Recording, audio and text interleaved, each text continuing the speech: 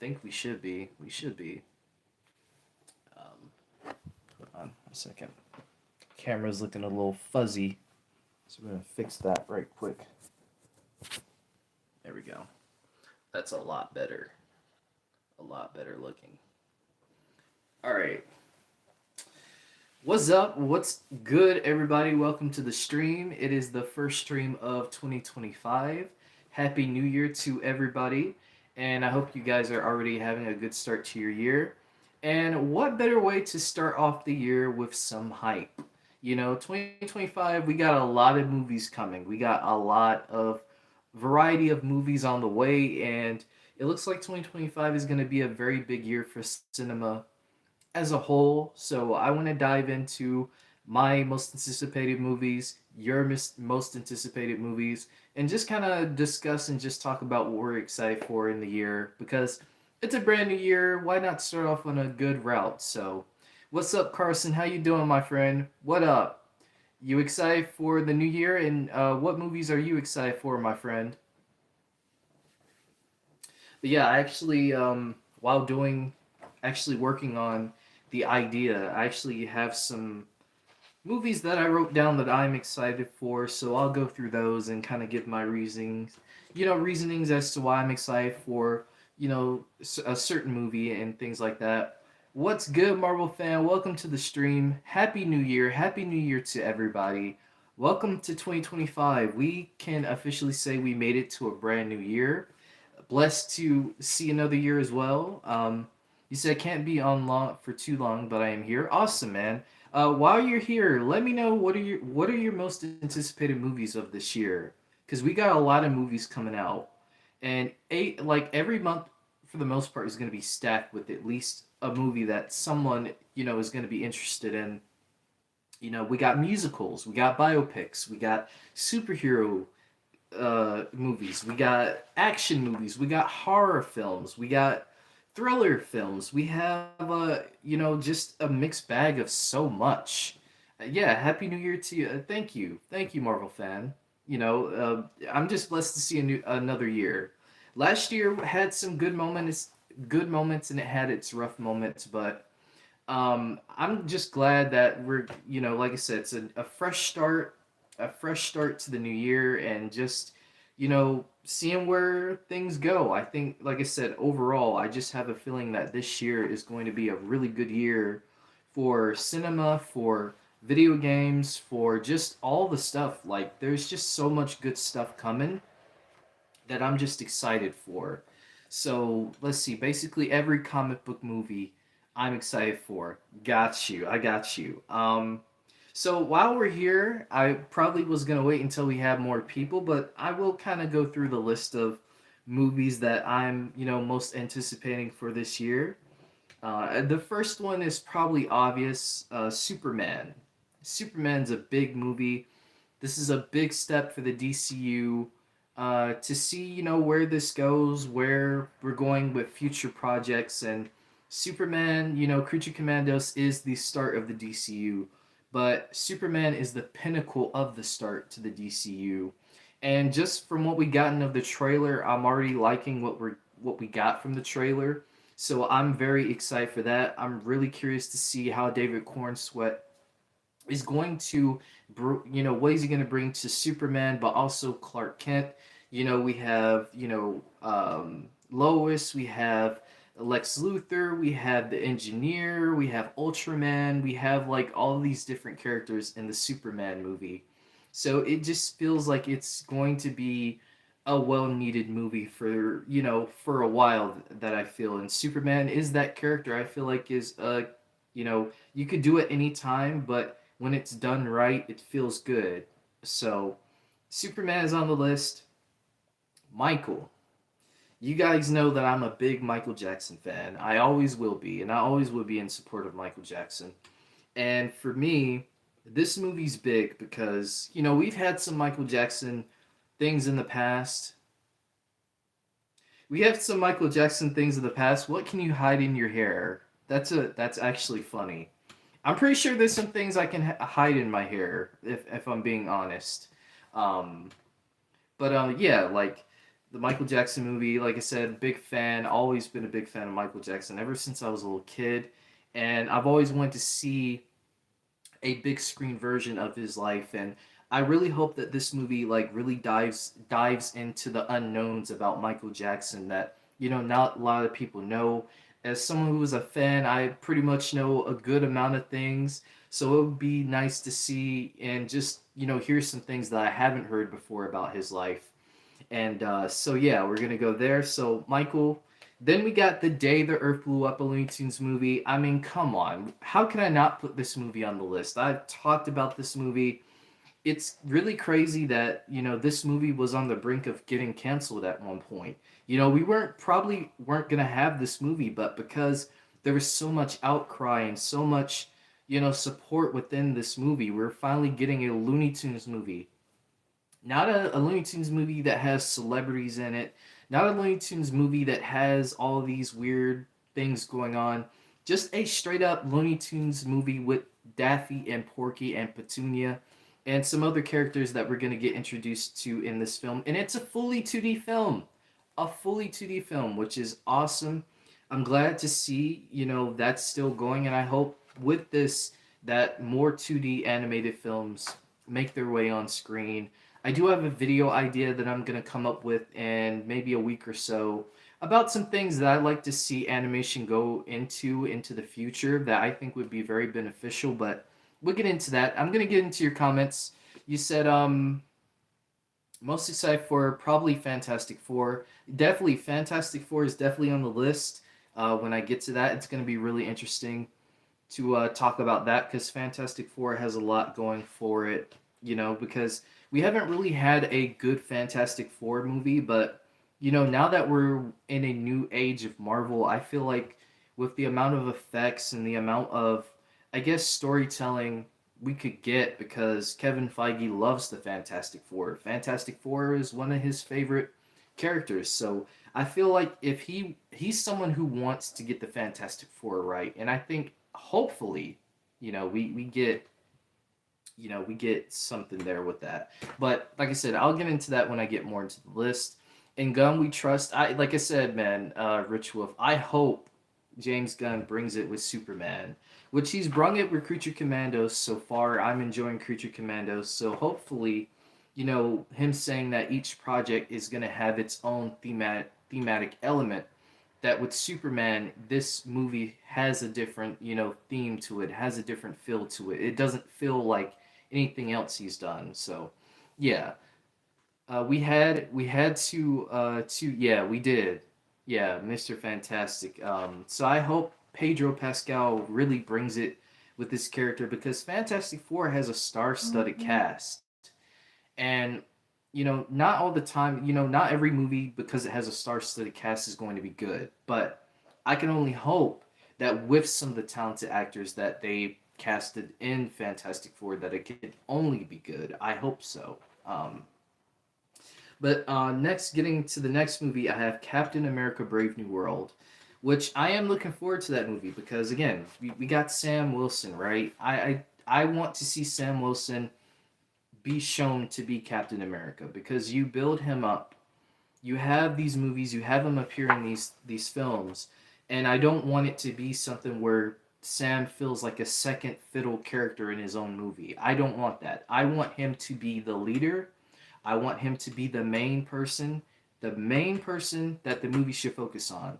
Not main focus on Red Hulk, not main focus on Sidewinder and the Surface Society, not main focus on the leader, main focus on Sam. He's Captain America. Focus on him. That's what I want to see with this movie. And I hope they do that. Even though with all the reshoots and stuff, I'm not really paying too much attention to that, because people are like, oh, reshoots, oh, bad movie. Reshoots happen all the time in movies. It's not always documented by everybody on the internet. I feel like sometimes everybody on the internet knows how the film industry works, and it's like, you guys don't even know the half of it. I don't even know the half of it. I only know what some of the things that I've listened to through podcasts and different actors' experience from things. I only know, so much. So for me, it's not like I'm some film guru. Like I know when a film is in production, pre-production, all that. I don't really know that, but just going based off the information that we obtain through sources and stuff, I can only put two and two together from what I know from my knowledge, and that's how I feel about it. But yeah, that's my thoughts on Captain America: Brave New World. Now, the next movie will probably shock a lot of you about this being on my list, but I went to go see Wicked back in November. And at first, I was like, am I really gonna go see Wicked? Is this a movie I really care about? Because, I mean, like I said, I'm a theater kid, so I probably shouldn't have said it like that. But I'm a theater kid, so I always had, these girls in theater, and they would always sing all these different Broadway songs and stuff. So one of the songs from the movie, I think the name of it is Popular. I think one of the girls, she would always sing that song in a drama club when we would have meetings and stuff. So, I kind of like got a little bit of a recognition from it because of that. So it kind of brought back some memories. So when I went to see Wicked, I was like, wait a minute, this is good. Like, I wasn't expecting all this. Like, down to the music, down to the choreography, the the sets and stuff that they built. It was just like, wow, this is like how you do a musical on a like movie spectacle. So, and shout out to Ariana Grande and Cynthia Erivo. They killed it in the movie. Everybody killed it in the movie, but those two, I want to give them their flowers because wow, especially Cynthia Erivo. She like, wow, like I didn't know she could sing like that. Like I saw her in, she was in it was like a Genius thing on Hulu where she actually acted as Gladys Knight. Rest in peace to Gladys Knight. Um, one of the greatest female vocalists of all time. One of my favorite singers. And I think she did a really good job, but I was like really surprised about her vocal range. Like her vocal range really showed up in Wicked. So super curious about how Wicked for Good is gonna do. As far as like where the story's gonna go, because it could go it could go some places. Like I said, I don't know about the play. I don't have any knowledge of it. I have friends that have seen the play and stuff, so they know a little bit more than I do. But again, I'm very excited to see where they take Wicked. What's up, Radiant? You said I have zero hype for Captain America 4. Hey, and that's all good. That's all good. Not everybody's gonna be hyped for certain things for certain reasons, so I get it. Then we have, and you probably seen my trailer reaction to this, Lilo and Stitch. Now, for the most part, I don't really like the live action remakes that Disney does. Um, so for me, I was like, Lilo and Stitch. Like I did a video a while back, and I was like, did we really need this movie to be live action? And after seeing the trailer, just a little bit of the teaser trailer we got, I was like, you know what? I could see this working. And for me personally, like I said, I would prefer Disney to just do more animated movies, not retell these same movies that you've done in, animation, turn them into live action movies. I don't like that personally, but for this one, I hope that with Lilo and Stitch, it's different from the other ones. Like, they really do put the story first and they don't try to change things. And my only issue, and it's just a minor nitpick, it's just a minor nitpick. They need to make Stitch bluer. Stitch feels very grayed out. And I know it has a lot to do with color grading in movies, which that's a whole other discussion because now it seems like everybody on the internet is now a color grading enthusiast. Like they know how color grading works, and it's like you don't know a thing, but I get it. Everybody has different opinions, but for me, like I do feel like color grading now in movies does feel very grayed out, and I don't like that. You know, gray tone only works for certain movies. And I feel like personally, if you want to show, these fantasy worlds are colorful and full of life, make them that way. Make them colorful. Show us dark blues. Show us dark reds and all these colors. You can do that. and still make it look visually pleasing. And I feel like that's what a lot of, film grading colorists, I feel like, get wrong. They think we want to see movies in this grayscale filter, and it's no, we don't want that. We want to see colorful films. So I hope that, Hollywood sees that and gets back to that sort of thing, because I feel like they need to. Let's see, I'm going back to your comments. Carter Blake, I do want a Batman Beyond movie. The reason I'm not ready to have that is because what it because it will flop. I'll just stick with the original cartoon on DVD. Sorry for my basis, but it's just the honest truth. Understandable, and I feel like, to be honest with you, it would be a long time before we get a Batman Beyond movie. If I'm being honest, unless they do it in DC Elseworlds, that's the only way I see it working, is they do it in DC Elseworld. That's why I said in my stream the other day, I don't want them to combine Robert Pattinson's Batman with David Cornsweat's Superman, because you completely dismantle DC Elseworld, in my opinion. You know, I know we got Harley Quinn, Teen Titans, and all that. That's a part of DC Elseworld.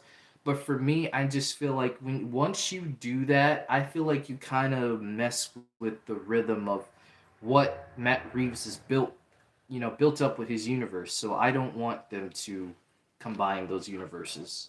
Keep them separate. I know it's random. Thoughts on Marvel Rivals if you play? I haven't played it.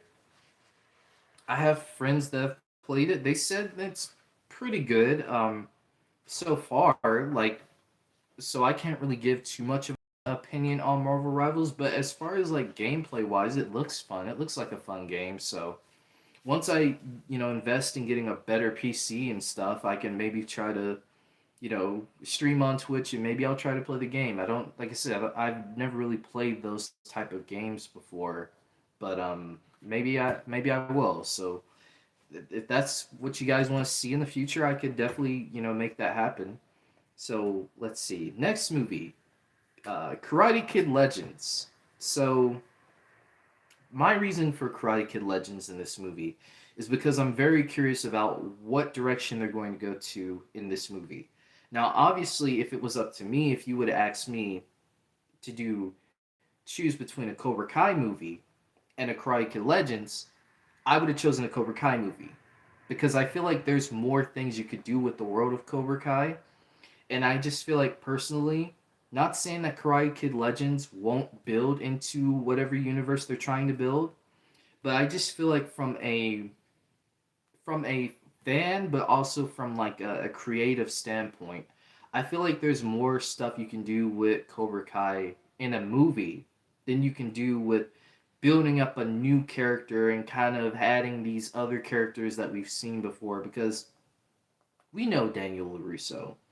We know Mr. Han from the 2010 Karate Kid movie, which they should have called it Kung Fu Kid because it was Kung Fu. Though maybe they'll touch into maybe Kung Fu being a part of karate in some fashion. I don't know what they're going to do in terms of that, but I mean, it's cool. They got Daniel in here. They got, Mr. Han in here. They got a connection with Mr. Miyagi somehow. We'll figure out how that is. There's a lot of questions, but I am still kind of curious about how the movie's going to turn out and what they decide to do as far as that. So that's my thoughts on Karate Kid Legends. Next, we're getting into Marvel, back into Marvel again. Fantastic Four First Steps. Like I said, this Marvel has a lot of stakes at hand when it comes to Fantastic Four, because we haven't really had a successful Fantastic Four film before. And this could be maybe the first time ever that we could finally get that. And just kind of based off of the Fantastic Four being such a big pinnacle part in Marvel's history, I would hope that Marvel would want to get this right, and I feel like they do want to get this right. Again, Kevin Feige has said multiple times in interviews that the Fantastic Four, the X-Men, those characters, those are his babies. He loves those characters. So I would only hope that he would want this movie to do right in terms of his standards, but again, I don't know. Again, still curious about Fantastic Four. Like, I like Fantastic Four characters. I don't. I understand why it took us so long to finally see them, but I wish we could have seen them earlier. Like, if this whole thing with Marvel not selling its rights to other companies and all that, if that had not happened, I feel like Fantastic Four would have been one of the very first projects that Marvel would have ever put out. I don't think Captain America would have been the first movie if it was differently. I feel like Fantastic Four or Spider Man would have been the first, but that's just my take on it.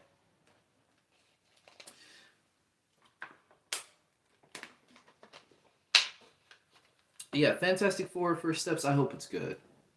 Now, I don't know if we have any John Wick fans in the building. Any John Wick fans? Anybody like John Wick? Um, as you guys know, we're getting a spin-off movie, Ballerina. Uh, I love the John Wick movies. They're some of my favorite movies of all time. And when you're gonna expand this world with Ballerina, I think there's some interesting stories at play as far as what they're gonna do with what the story is gonna be, what her character is going to have to face in that movie. And for me personally, like I said, as someone who's enjoyed the John Wick movies, I hope and I know the action will be good. I just hope the story's gonna be good, for her character and stuff. So Ballerina's on the list. Now the next movie, some would rumor and say that this is like Blade, if Blade had actually come out. I don't see that personally. I just see it as another vampire movie. Sinners. So Sinners with Ryan Coogler and Michael B. Jordan.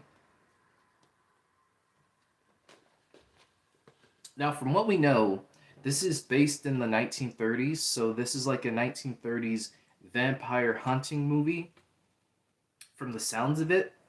I think it's very interesting because as far as what we know, like I love the genre where there is like that sort of thing with the vampire hunting thriller esque type thing. And I do feel like, with Michael B. Jordan, I know he's gonna kill it. I know Ryan Coogler is gonna maybe do his best to write a good script. Like I said, I'm just kind of going based off of the feel. So for me, Sinners sounds like an interesting movie in concept. I'm just curious to see how it's going to sound, how it's going to play out on screen. So yeah, that's Sinners. Let's see, Carter. What's up, Carter? You said, well, Karate Kid Legends take place after Cobra Kai season 6. Yes, it does. It actually takes place 3 years after Cobra Kai. I think they confirmed that. So, which still, there's still some, like I said, still some questions with that. Even more because if that's the case, where's Johnny? Where's Johnny Lawrence? Where's Sam? Where's Miguel? Where's all these characters at? Where are they at now? Are they in college? Have they moved to another part of the country? Or what's going on with them? So I hope we do get a mention of these characters because I feel like if you're going to connect this to Cobra Kai and have it 3 years in the future, I would feel like at least there would be a mention of these characters. If maybe not an appearance, which I don't think an appearance is possible or anything. Maybe it could be. Like I said, I don't know, but for me personally, there needs to be some mention of these characters because if you're just gonna play it off like they don't exist, I think that's gonna rub a lot of people the wrong way, especially people who are love Cobra Kai. Like I said, I love Cobra Kai, but Cobra Kai is a part of the Karate Kid universe, and I feel like you would only have to acknowledge it because if not, that's a big red herring, which Sony is known to do. Well, it's the Spider-Man stuff, but I hope they do it differently. Then lastly, Mission Impossible: Final Reckoning. So I like Mission Impossible. And Tom Cruise, I like certain things from Tom Cruise. I won't say that Tom Cruise is like the big goat or anything like that. I just think Tom Cruise is a good actor and he's done some good stuff and some of the stuff he's done I'm interested in. So for me, I like Mission Impossible. The recent movie, it was okay. It was okay, but it wasn't anything to like drop your jaw with for me personally. But still overall, anytime there's a Mission Impossible movie, I have to check it out. And it just seems like that this is going to be the final Mission Impossible movie that we get, I guess. Well, like I said, time will only tell, but as far as that, like, that's pretty much it in terms of my most anticipated movies of this year. Like I said, 2025 has a very diverse year for movies of all, walks of life. Like I said, you got your superhero, you got your action and adventure, you got your animation, you have your horror and vampires and just, stuff like that. So, and that's all due to the strikes. All a lot of these movies were supposed to come out either last year or the year before, but due to the strikes happening, a lot of movies got delayed, and some unfortunately got canceled. And that's just the way things were because the strikes were withheld for so long, like months, literal months. So all the stuff that was held back is now being released, this year, 2026, possibly 2027. So, yeah. I still think it's just completely like um it's completely okay to have all these movies but also at the same time save some movies for other years cuz you don't want to overcrowd people with all these movies and then they're not able to see them. I'm excited for Fantastic Four First Steps. I hope RDJ's Doom forms the universe rather the team is from the universe where the team is from. Let's see if either is the Fantastic Four stuck there or yeah, I do see maybe like a mention of Doom or at least maybe a sighting of Doom. Maybe that's going to be the post credit scene for Fantastic Four. Because I feel like if you're going to build up this Doom thing, right, you have to do it eventually at some point. Because if not, what are we doing this for? Like, you could have continued doing Kang, in my honest opinion. And I had someone, like, say, like, in my other stream, like, they wanted to see Kang return. And I honestly, like I said, if it was up to me, I would have kept this Kang thing going because it wasn't Kang's fault. It was the people who wrote Ant-Man and the Wasp: Quantumania who made Kang look soft, in my opinion, by having him lose like he did. So I think personally, it wasn't the character's fault. It was the people at play who wrote the movie. That was their fault. But that's another topic for another time. But to go back to your question, like I hope there is some mention of Doctor Doom, if not a sighting of him, because again, there's got to be some way to get this Doomsday and Secret Wars thing, all together.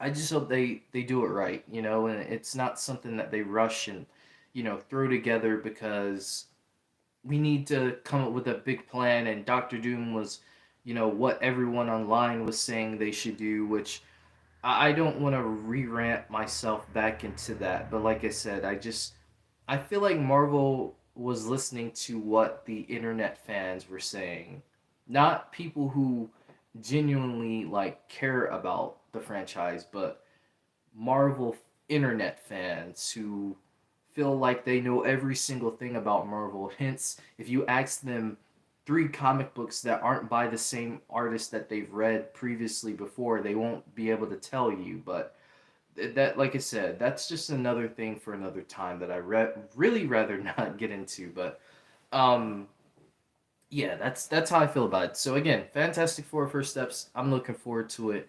I just hope they do some things right with it and really build up this Doom thing.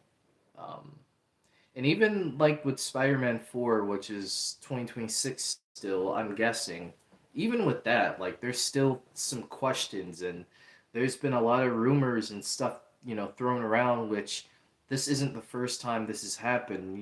When we had Deadpool and Wolverine, when they were working on that film, there were so many rumors. There was a rumor about Magneto appearing. There was a rumor about, and we did find out that Ghost Rider was gonna, they were gunning to get Ghost Rider to appear, but things didn't work out with Nicolas Cage. So, there were some things here and there that we heard, and things just there were so many rumors about that movie, and I feel like it's the same with Spider-Man 4. Like, there's so many rumors about this film, and yet we still know really hardly anything about it based off of, you know, theories that some people have about it. But yeah. But now the big question leading to you guys. How do you guys feel about 2025's movie slate? Are there some movies you guys are excited about? What are some movies that you are excited about? I'd love to hear what you guys are, you guys are fighting for, you guys are channeling for this year. Because like I said, 2025 is a mixed bag.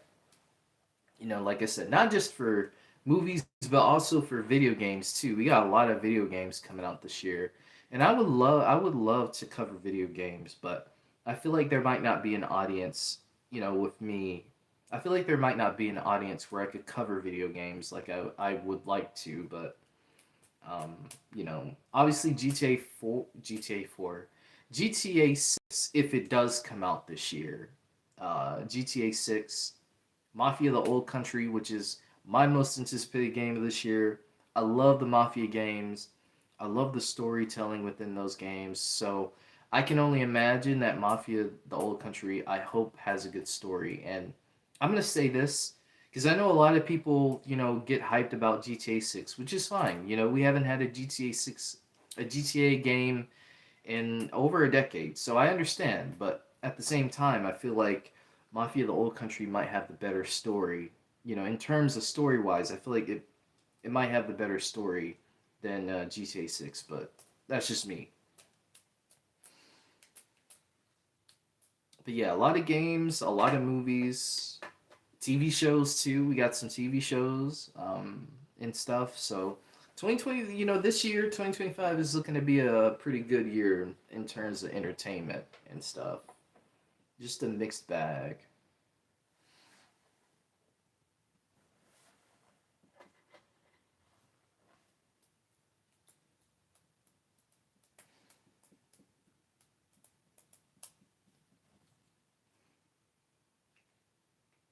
Let's see. Are there any comments I missed? I don't think there's any comments that I missed. I'm checking to make sure. Radiant, I don't know if you're still here. What's up, man? I don't think I told you hey, but what's up, man? If you're still here, um, yeah, I can kind of go off the list again because I like to write stuff down. So don't judge me. I like to write stuff down. Even now, I write a lot of stuff down. Video ideas, things that I want to do differently on the channel. Like, I write a lot of it down just so I can have as a reference. But you said Marvel fan. I really think 2025 is going to be a great year for movies. I think so too, because like I said, we have so much coming out, and even the movies that I mentioned, there's still more. Like, we got 28 Years Later. I know that's going to be a pretty big movie. If you like the 28 years, the 28 weeks, 28 years franchise, that's going to be pretty big. Final Destination, I believe, is coming back this year too. So like I said, there's something for everybody in this slate. So like I said, I'm excited to see what this year brings, really. But I'll go through the list again just in case, people, maybe just popping in or whatever. So we got Superman, that's my first movie. Michael Jackson biopic. The Day the Earth Blew Up, a Looney Tunes movie. Captain America: Brave New World. Wicked for Good. Lilo and Stitch. Karate Kid Legends. Fantastic Four: First Steps. Ballerina. Sinners. And Mission Impossible: The Final Reckoning. Those are some movies that I put down for 2025. You see the list right there. Also, don't mind the regular show Margaret thing. That was the video that I did with talking about Margaret returning in the regular show Lost Tapes reboot. If you guys haven't checked out that video, definitely check it out. Surprised that video didn't hit as hard as it did, because I was like, I'm probably like the only person who's reported on that too. By the way, I don't think I've seen anyone else report on that. So you got an exclusive for me, but not everything works out. works out to plan. Also, I have hopes for Captain America 4, but I don't think they cut the leader out. If they did, fine, whatever. No, they didn't. Actually, I can almost promise you that they didn't cut the leader out because I saw on Twitter someone actually posted like merch from Captain America Brave New World, and one of the like it's like one of the postings for like on a shirt.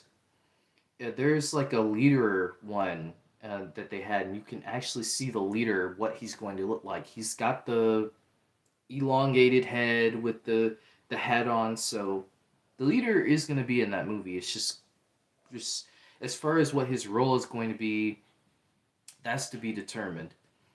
I am really excited for Thunderbolts. That's actually a movie I thought about putting down, but I just didn't.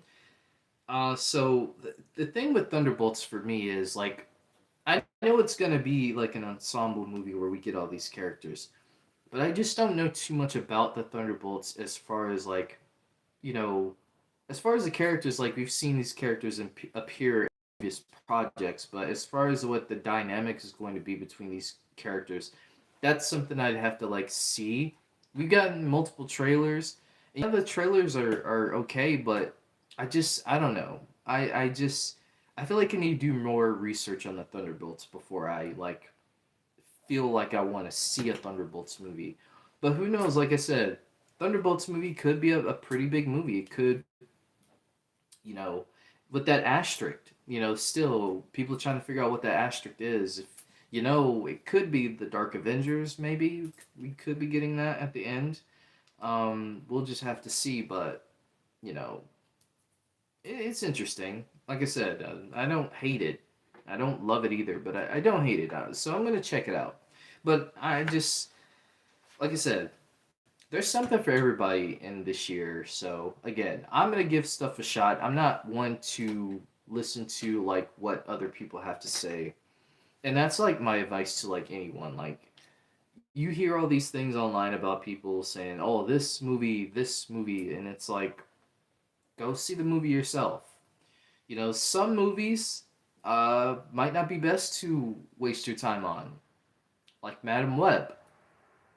I surely didn't go see that movie, and I'm glad I didn't because that definitely would have been money wasted, and that is definitely money that I definitely would have regret losing for a movie like that. So Madam Web, like that's the kind of movie you don't want to see. But just going based off of like the reviewers and stuff, and this is like not to discredit people who do reviews and stuff because I do reviews, but oftentimes I notice a pattern with certain reviewers when it comes to reviewing movies.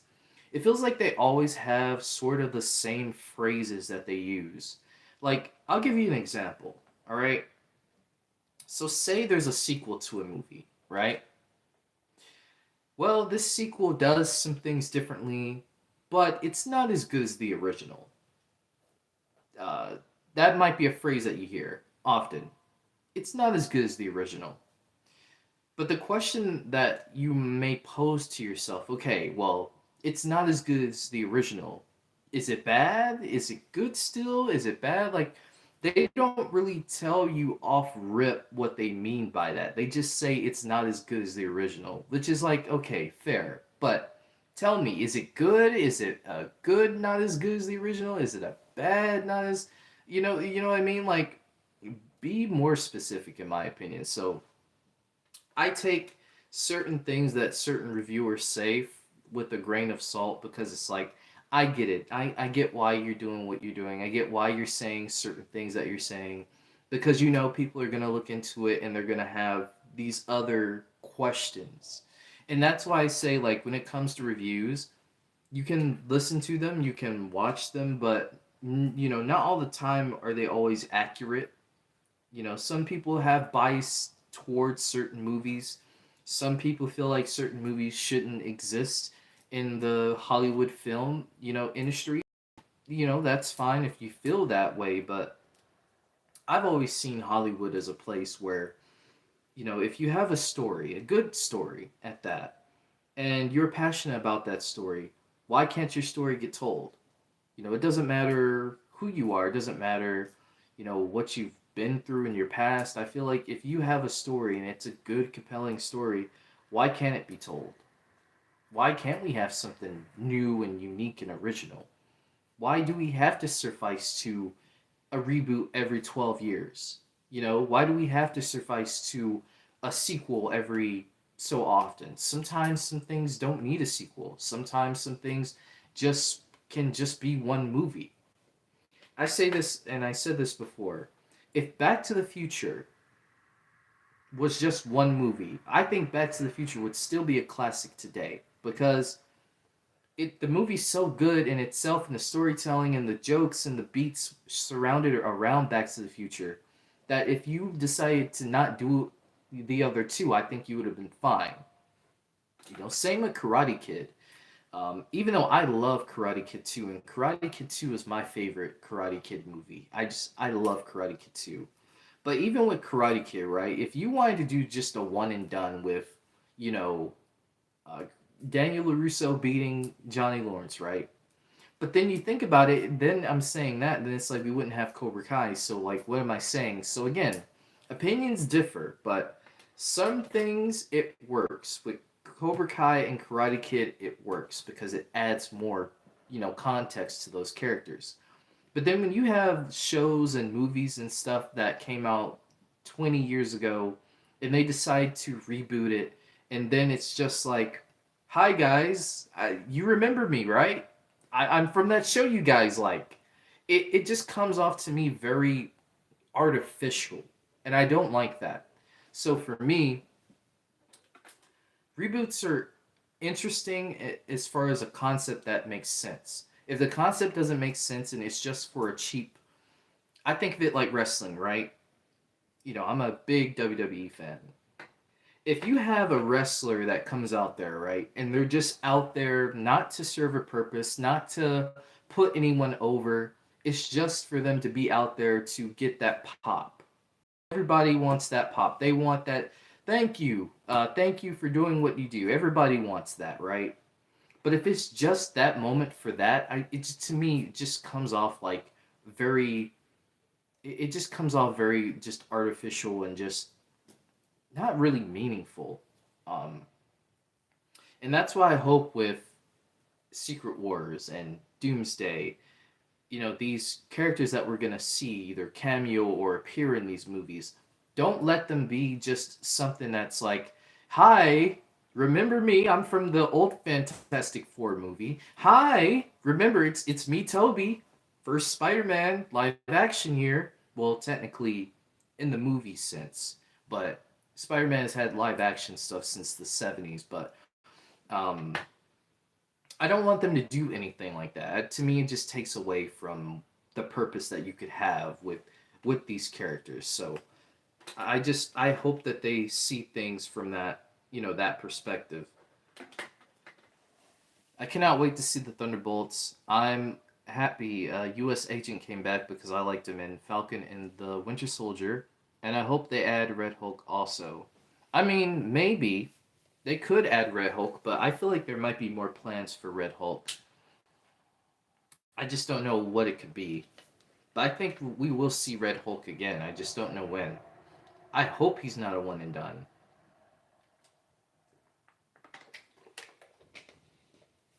But yeah, U.S. Agent, he really was like a jerk in that show. So him being U.S. Agent, it makes sense. Um, because he's still bummed out about not being the Captain America, even though he was never meant to be Captain America to begin with, because Steve didn't give him the shield. He gave Sam the shield. And regardless of how people feel about Sam being Captain America because of their very racist reasons, um, Sam didn't seem to, Steve didn't seem to have a problem with it. And that's why I always tell people, oh, why did Captain America have to be black for? Steve didn't seem to have a problem with it. He gave him the shield. Why? Because he trusts Sam. Because he knows Sam has good intentions. He has a good heart. He knows Sam will do what he can as a someone from the military, but also as a therapist, to do what he can to save the country or whatever that means, or so for me, I don't have a problem with Sam being Captain America. I actually influenced Sam being Captain America, and I think there's some interesting story elements you can tell. And like, there's even a new Captain America comic coming out with Sam, and there's a whole comic panel with all the Marvel characters, the Black Marvel characters, and I think stuff like that is cool. They're just hanging out at a cookout, and it's like that's one of the most like purest things I've seen from my experiences. Just off that. So for me, I like it. Like I said, people are gonna have a problem with it. When do people not ever have a problem with anything? You can't make everybody happy as much as you try to. You just can't, because there's always gonna be someone who's unhappy. I'm happy they did Sam instead of Bucky as Cap. Yeah, I agree. I feel like a lot of people feel like Bucky should have gotten the shield. And that's a good what if scenario. If you wanted to do that, that's a good what if scenario. Why didn't they do that in what if? I'll never know.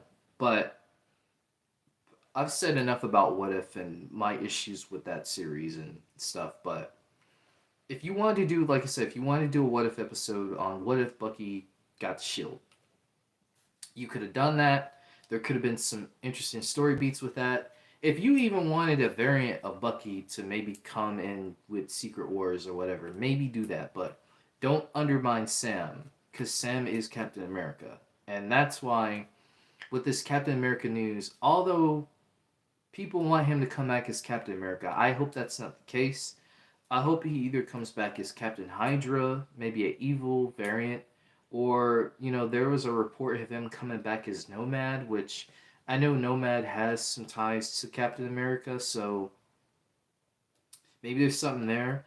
Which that would make Chris Evans like his third appearance so far. Because I mean, technically he's been Captain America, and then he's also been Johnny Storm. So then him coming back as another character, it would just be hilarious if Deadpool was there. Like, say for example, you get a scene with Deadpool, and he's like, "Well, dang, didn't I just see you? You know, because Sandra Nova, did the thing." And so it'd be kind of a little funny one-off joke if they wanted to do that. Um, but yeah,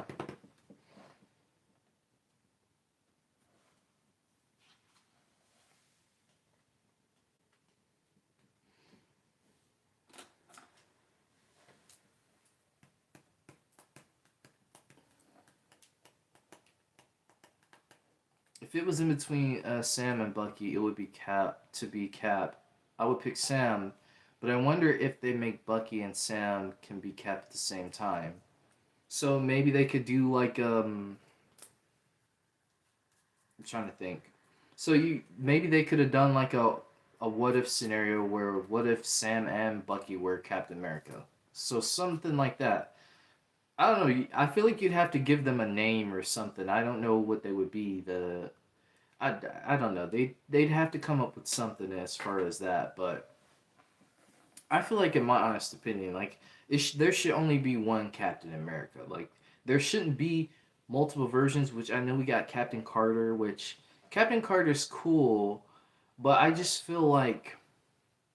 hmm, I just feel like what if like not saying I'm Captain Cartered out, but I do feel like they center a lot of what if based from Captain Carter, which again I have no problem with. But I do feel like with the concept of what if, you need to diversify characters. It's okay if we see certain characters come in every now and then, but every story in what if should feel different. It should be different, right? It should feel like each universe that we take a dive into feels different. Style wise, art style wise, thematic wise. And what if just did not do that? They made, again, they made these characters like what if scenarios about certain things in the MCU. And though what if is kind of tied to the MCU, and that's why they were so limited to do certain stories, it feels like, because it is a MCU prone show, they weren't able in my eyes, to really go all out on the what if concept of itself, in my honest opinion. And that's what sucks about that series. And I hope that if they do bring back what if in some capacity, they completely keep it away from anything MCU prone, make it a completely different what if universe where they can just start over with all the characters that they want to start off with. If you want to start with introducing some X-Men characters, you can do that. You know, there's so many different what if scenarios that they could do. And yeah, I mean, they could do the predictable ones like what if the other half, made it through the blip, right? Like that's a very predictable one. Not saying that it's bad, but I'm just saying it's a very predictable one that could be interesting to play out. But then there's even more,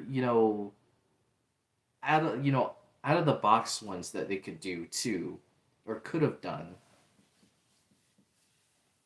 So yeah, but to circle back around your question, I know I yap a lot, but to circle back around your question, like I think Sam, like you said, Sam is the person who should have the shield, and I feel the exact same way. And we should just, like I said, you can't change people as much as you want to try to have let people see a different perspective on things. Some people won't. They're entitled and indebted to the way they feel, so they have to keep with that. But for me, for the character of Sam Wilson, but also Captain America, but also just Anthony Mackie himself.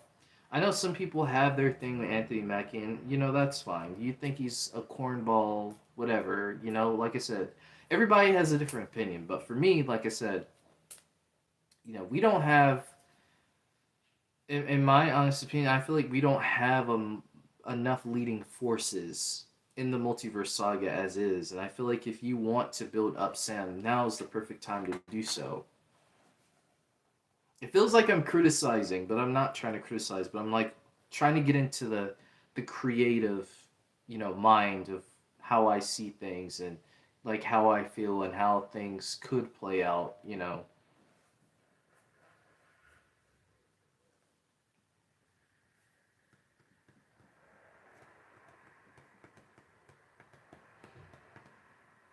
Okay, I gotta go. I have to go so early. All good, man. All good, Marvel fan. Thank you for coming by. I hope you have a good day too, man. We'll be doing another stream probably next week sometime. And yeah, happy New Year to you too. Happy New Year. Happy New Year to everybody. That's it. 2025. I hope it's gonna be a good year, and I have a feeling it is gonna be a good year. So peace out, man. Um, but yeah, kind of getting back into it. Like I said, 2025. Yeah, yeah, Mario fan, he's a good guy, man. I appreciate him always coming through in the streams and stuff and showing support. So thank you. But yeah, getting back into the most anticipated movies. Like I said, do you guys have, besides like some of the movies we've named, is there maybe a movie that I missed that you're excited for that maybe I didn't speak on that maybe I need to, seek out some info on, and if there's a trailer, maybe check it out. Yeah, shout out to Marvel fan. He is dope. Shout out to him.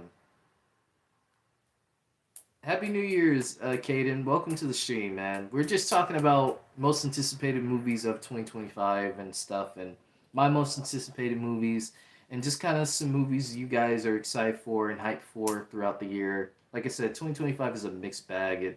It's gonna be really fun.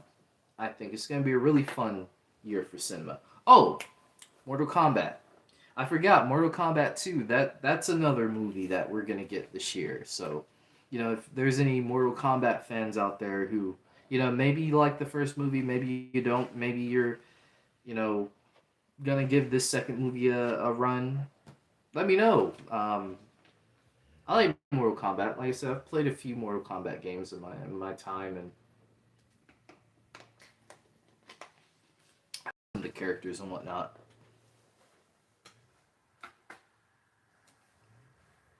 In my time, I sound old. What's up, Duke? How you doing, man? Welcome to the stream. Happy New Year. What better way to start off the year than to, find something to be hyped about? But I hope you're doing good, man.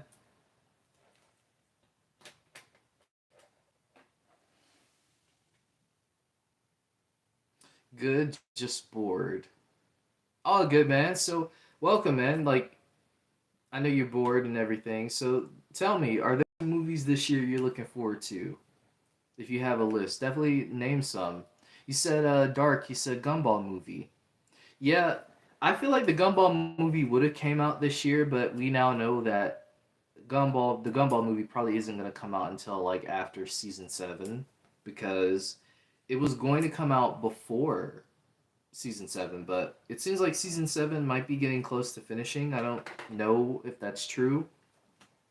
I've been getting a lot of comments from people saying that I've been saying a lot of comments about people saying that it might come out in 2025, but I don't really know for sure.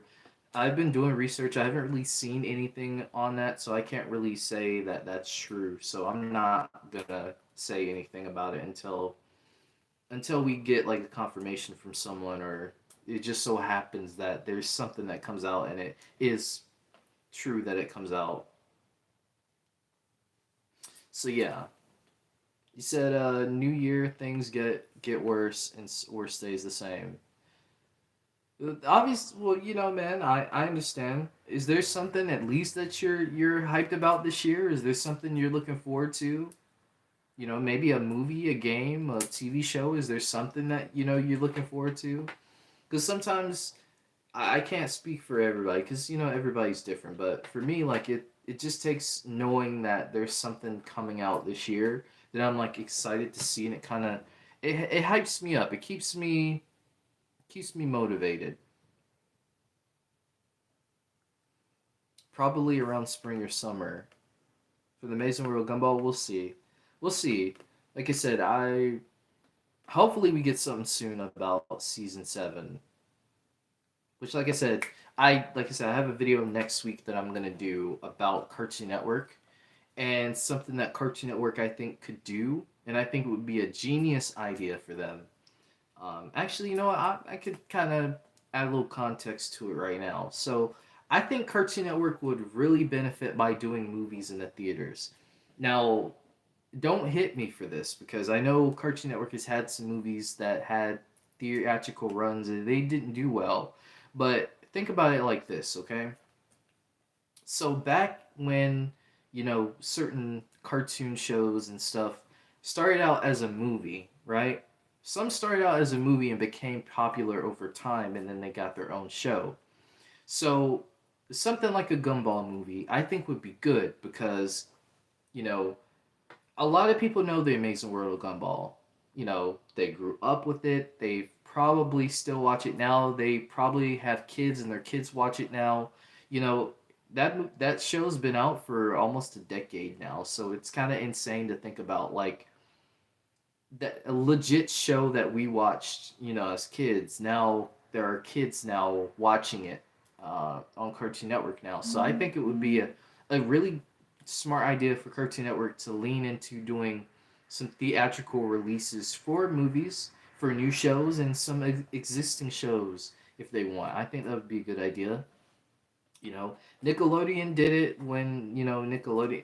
At that run when you had the Rugrats, you had Jimmy Neutron, and things like that, like those movies, right? And I think they need to bring that back because I feel like there's just not enough spectacle. Not saying that there's not enough animated movies, but I just don't feel like there's not enough spectacle around animated movies anymore, and it's really disappointing.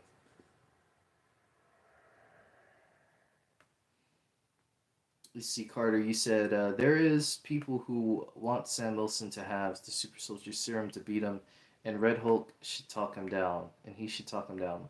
Yeah, I honestly I don't feel like Sam needs the super soldier serum. Like I know people say, well, how's he gonna beat him? But Sam, here's the thing: like Sam doesn't need the serum.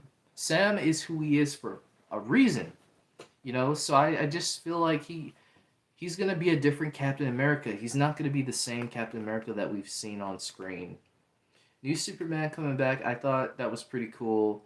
I'd like to see who they cast for the Michael Jackson biopic. Well, they actually already cast the person that they have for that a long time ago. It's Michael Jackson's actual cousin, Jafar Jackson, who actually sounds like, if you listen to his music, he actually sounds legit like Michael. So they did really good, as far as the casting voice wise for Michael. But I also heard, some footage was shown at CinemaCon last year from John Campia, because I do watch his show sometimes, and he mentioned that the footage that they showed, like, he was all in, like he had the mannerisms of Michael, he had the movements like him, the voice like him. So he really did. It seems like Jafar really did lean into Michael Jackson and his repertoire of who he is. So it seems like he embodied him. So hopefully, when the movie comes out, that we see that. I hopefully we get a trailer. It was supposed to come out in what, March or April? No, April, I think it was. Then they delayed it back to November for. So I think for some pretty, legit reasons, they want to, get into the Oscar season next, in 2026, and I think the Michael Jackson biopic, if it's good, which I have a strong feeling that it will be, I think that movie will make $1 billion just based off the impact of Michael Jackson. Like, everybody knows who Michael Jackson is, not just in America, in other countries. A lot of his songs today, to this day, are still played in other countries, and that's how influential and how inspirational Michael Jackson was. Like, he legit all over the world, like, not just in America. Like, people oftentimes think of America as just the entire world, and it's not. Like, there's multiple countries, and when you have someone who has that much impact all over the world, who can deny your accolades? Who can deny what you've brought to the table? Like, at that point, you are the table. So for me, Michael Jackson, he is the table. He is the pinnacle of pop music, R&B music, doing the whole crossing over with, hip hop artists. I feel like he really did bring a lot of what we know of today in music, and he really did take it up another level that no one has been able to do even now. And that's not me saying it as a Michael Jackson fan. There's a lot of people who want to claim Beyonce is doing it. And I understand if you think Beyonce is, if she's your GOAT, that's fine. But I personally, Michael Jackson will always be the GOAT because he revolutionized music. He's someone who really did, again, take this a step further and then added more. You know what I mean? So for me, again, everybody's going to have their favorites. You think Taylor Swift is the GOAT, that's fine. If you think whoever you think is the GOAT, that's fine. But for me, Michael Jackson will always be that pinnacle for me. 28 years later, too. Yeah, definitely. That teaser trailer we got was pretty good for that. I could see a Gumball Netflix series. Yeah, it could be possible. I could see a Ed and Eddie version of Three Stooges. They are technically they are kind of like Three Stooges when you think about it. Man, new Looney Tunes next month though. I know, right? I know, Caden. I'm excited for that movie. I am so excited for that movie. We finally have a movie that doesn't include a celebrity of some type. And I'm not saying that as celebrity hatred. I'm not one of those people who, oh my god, celebrities are the worst. It's not that. It's just, I want to see.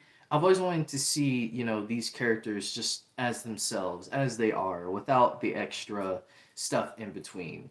And it seems like we're finally going to get that with The Day the Earth Blew Up. So I'm really happy about that. I'm glad the movie is 2D. We need more 2D movies in this day and age. Everything is 3D, CGI generated. And like I said, I don't have a problem with that. But when you oversaturate yourself with just one style that people are accustomed to, I just feel like it doesn't give you the opportunity to branch out into other realms of what you can do with animation, because animation is a really good way to tell stories in such a way that cannot be done through a live action setting. As many movies and stuff have tried to do various live action adaptations of things, and then they end up coming out very weird and very wonky looking because you're taking a movie that's built off of an animated property and transforming it into this live action setting. And if you're not doing it the right way, it comes off just very weird. And I think with the Sonic movies, which I won't go too much into because please don't spoil me, I have not seen Sonic 3 yet. That's why I haven't done my top 10 most anticipated movies of 2024 yet, because I haven't seen Sonic yet. So I don't know what's going on. I don't want to know. I've been trying to duck spoilers and all that, but I know they're out there. See, that Falcon and Winter Soldier series was hot. I don't know what these cats are talking about. I'm hyped for the movie. And yeah, that's okay. Like you said, sure. If you're hyped for the movie, there's nothing wrong with that. I'm hyped for Captain America: Brave New World. You know, Falcon and Winter Soldier had its issues. Yes, I do feel like it had its issues, but I don't think it's as bad as people have made it seem. I think there are some Marvel shows that are like just like not good, and they really missed the mark, which is another reviewer term that people say oftentimes a lot when it comes to movies. Missed the mark or whatever that means. So, um, but in terms of like shows, I think Falcon and Winter Soldier isn't bad. It's just there's a lot of missed potential with it that I feel like they could have really dived into Sam, his psyche even more, and just the the struggles of being a Captain America in a world where things are very biased, and I wish they would have leaned further into that. I was wanting a Gears of War movie, but if they made one, they would probably mess it up. I mean, the thing about Hollywood, Duke, is that yeah, like that's that risk factor. You know, sometimes you have to take that risk because you never know. It could be bad, it could be good. You know, could you imagine, right? Like I'm gonna use for example, right? Could you imagine, and I'm gonna tie back with the Sonic movies, if they had released that movie with the ugly Sonic design that they originally went with, would we be getting as much Sonic movie content that we're getting now? Absolutely not. That movie would have been a one and done, and no one would have wanted to thought anything else about it ever again because of that design. But because the internet spoke, people gave their feedback, they saw the comments, they changed the design. They delayed the movie back, they changed the design, and now Sonic has had three movies and is going to get a fourth, and it's had a spin-off and potentially more spin-offs from what I'm hearing. So again, that's just a matter of Hollywood and just taking that risk. Sometimes some things just don't need to be a movie. And that's okay. Like some video games just don't need an adaptation. Sometimes them just being a video game in itself is enough to appreciate it.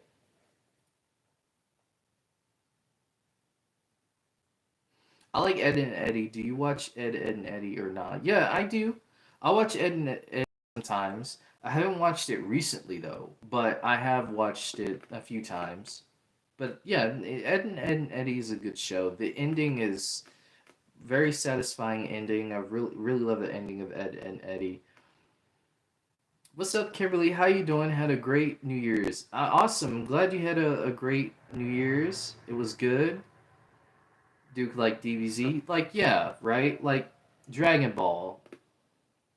You know, I remember watching a movie on TV and I was like, what even is this? Like they didn't even bother to give Goku his actual hair. And I'm like, you could at least gave him his hair. But even just the movie itself was just not good.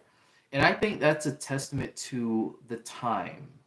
They knew Dragon Ball was very popular, and they knew that they could probably try to capitalize on that, and it didn't work in their favor because they didn't they didn't go out of their way to really go all out to making the effort to making it a Dragon Ball movie.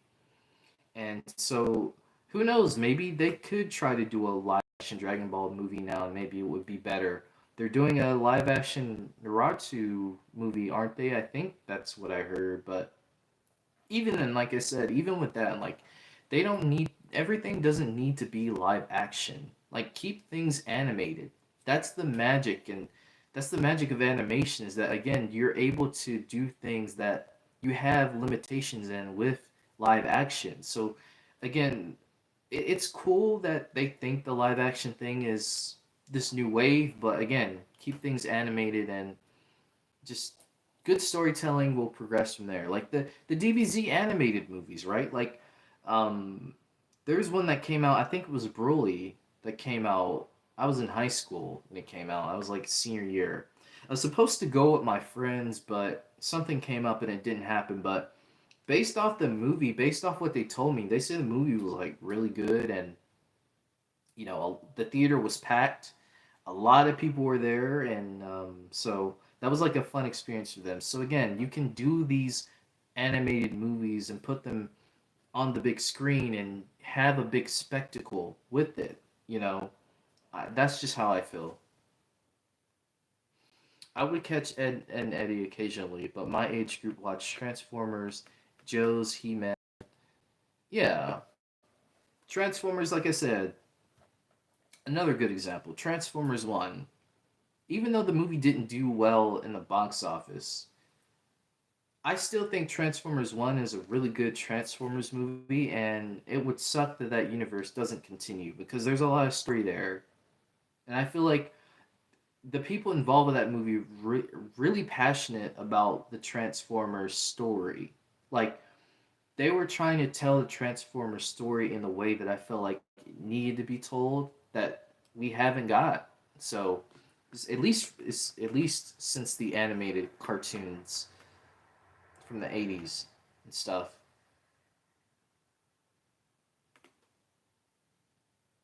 The Kimberly Ann Hart. Wait, wait. You know Kimberly, Caden? I understood that. I love Transformers also. It was political and people's feelings were hurt, and they watched the mess out of Falcon and Winter Soldier. Yeah, can you give me an autograph? Kimberly Ann Hart. How do I? Why do I feel like I know you though? I feel like I know you. I just don't know where. They did a good job with Detective Pikachu.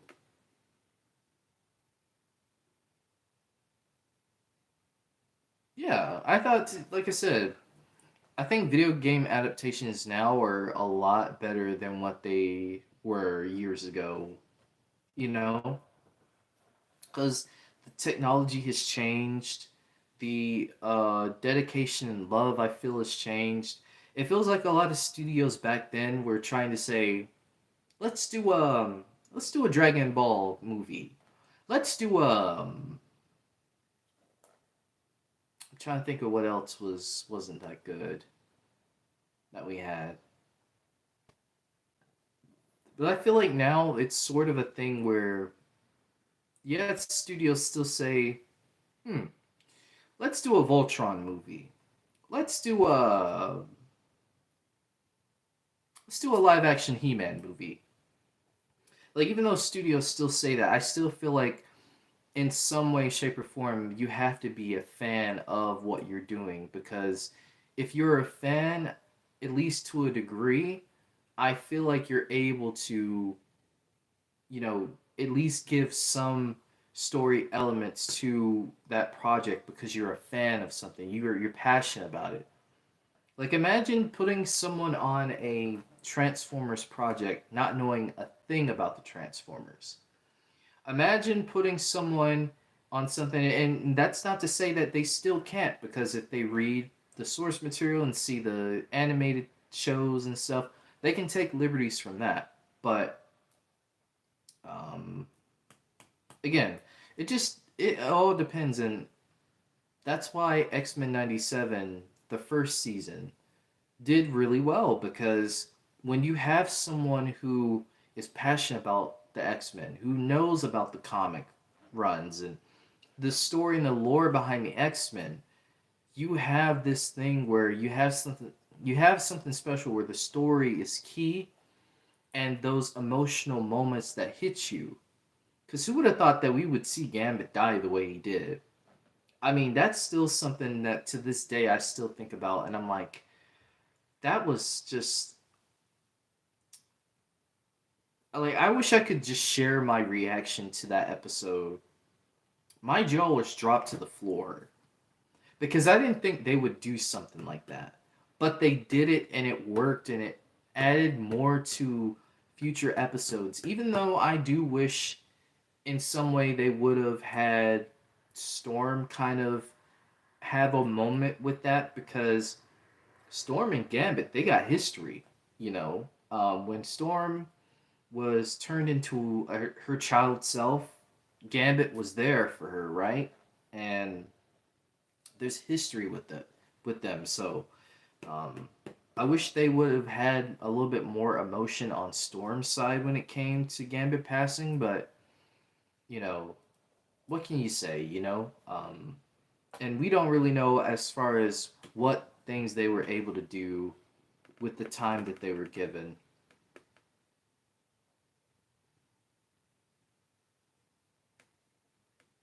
No, not He-Man. Well, yeah, they are doing a live action He-Man movie. They are doing one. Now, I will say, I think one live action movie that I feel like did really good around that time was Speed Racer. I have that Speed Racer movie too. But I feel like when they did Speed Racer, I feel like that was a really good example of how to do a live action adaptation of something. Because you had Speed Racer's an anime. You had that influence and you picked references from that and you built further into it with its story. So I think Speed Racer is a good example of how to do a live action adaptation and still show love and still do something a little different with the source material so it doesn't become predictable. Because like I said again, predictable doesn't mean it's bad. It's just predictable just means sometimes it could be like, well, I know what happens here because this has happened. I know what happens here because I know how this happened. So, yeah. I love My Hero Academia because I love superheroes and I don't know how to pronounce it. I'm not really an anime watcher. Like I said, like I watched Speed Racer growing up and I watched Dragon Ball. But as far as like diving deeper into anime as a whole, it's not something I'm interested in. It's just not something I dive too far into. But maybe I should do that if that's something you guys want to see. But I had always been like a cartoon, like Looney Tunes, Tom and Jerry, Beavis and Butthead, Daria, Class of 3000, Jupiter Lee, um, Proud Family, Brandy and Mr. Whiskers. I was like all in that. Like I was switching from channel to channel. Like if Boomerang, because Boomerang was probably like the first channel that I watched. It was either between Boomerang or Cartoon Network because Nickelodeon played SpongeBob way too much. And don't get me wrong, I love SpongeBob, and those earlier seasons of SpongeBob are just there's something I always go back and watch, but you know I just feel like when you play SpongeBob all the time, it just kind of gets a little too much. So I like to go to Cartoon Network because at least you knew Cartoon Network you would have Adventure Time come on this time. Well, Adventure Time didn't come on that time. I was in middle school when that came out, but you had Class of 3000. Then you had My Gym Partner's a Monkey right after. Then you had like some other shows like leading up on the schedule. So it was like I knew what was gonna be on, or you know, Boomerang, Tom and Jerry would come on like right after Looney Tunes. When Looney Tunes was done, Tom and Jerry had a whole hour, and after that, I think it was like Scooby Doo, then the Powerpuff Girls, like late at night. Then Boomerang had like their whole superhero segment thing late at night where they would show a ton of superhero stuff like Johnny Quest, which that's something that you don't really hear much about. Johnny Quest. Why haven't we gotten a Johnny Quest show? Like, I feel like Johnny Quest could work now, especially we're in that realm of like mystery, superhero, um, mystical, the unknown type stuff. I feel like Johnny Quest would work in this time, but I don't know why we haven't gotten a Johnny Quest project of any sorts. But yeah, leading back to that, like Boomerang had some things. Then you had in the mornings. I would wake up in the mornings and watch Disney Channel. Brandy and Mr. Whiskers would come on. Then you had the Proud Family would come on at 5 in the morning. Which yes, I woke up at 5 in the morning to watch the Proud Family because I love the Proud Family. Then you had Brandy and Mr. Whiskers that came on like right after. Then I think it was like Hannah Montana came on like right after that too. So how did I know the schedule? When you were my age and you watched TV a lot, you knew the schedule. You knew what time certain shows would come on. So it was like it was like it was almost like instilled in my brain for me to know what came on at certain times.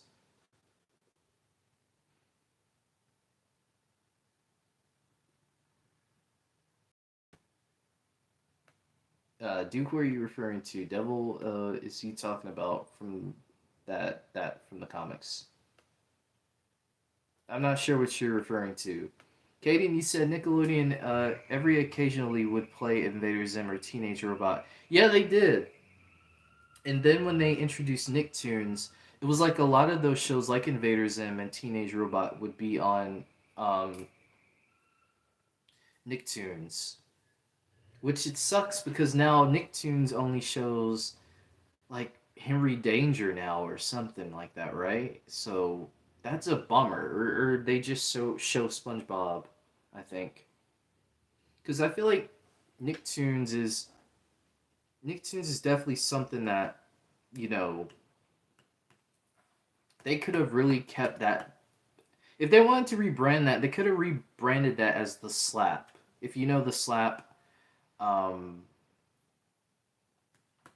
like that was like a whole thing where they show like Keenan and Kel, Clarissa Explains It All, Hey Arnold, Cat Dog, Rocco's Modern Life. Like a lot of those shows, like they could have rebranded that to being like a Nick throwback channel, but they didn't. They just kept it Nicktoons, and now they're showing all SpongeBob, not like they're showing all SpongeBob and the Loud House on the main network. So I don't like that. T Nick, I don't even know what T Nick is like now. Like I'm sure T Nick doesn't even show the Zoe 101s or the Victorious or iCarly stuff anymore. I'm sure they probably just show Henry Danger, but again, that's just a part of the times. Which I think Henry Danger is getting a movie, which I that was past my age of watching stuff then, so I didn't really care too much about Henry Danger or anything like that. Oh, you talking about Storm and Gambit? Well, yeah, that did happen. That actually did happen. So Storm was actually, I forgot what happened to her, but there's a storyline where Storm legit got turned back into her child self. And then this is like around the time where they introduced Gambit. And so Gambit was actually like one of the people who helped Storm. Like he legit like was there for her um and stuff. So that's why I mentioned it, because they have a bond, like they have something with that. And I like I said, that's why I wish they had at least reference or mentioned or something with that, at least some type of reaction from her about his death. That's true. I quit watching any new Nick shows around that time. Sam Cat first premiered. Totally forgot about the Splat. Yeah, the Splat. I said the Slap. The Slap was the iCarly website. The Splat, yeah. I used to stay up to watch that too when I was in middle school. I stayed up at 12 because it came on T-Nick. When T-Nick was done showing all the music videos, because yeah, T-Nick had a time where they were showing music videos, which is very, very, very uncommon now.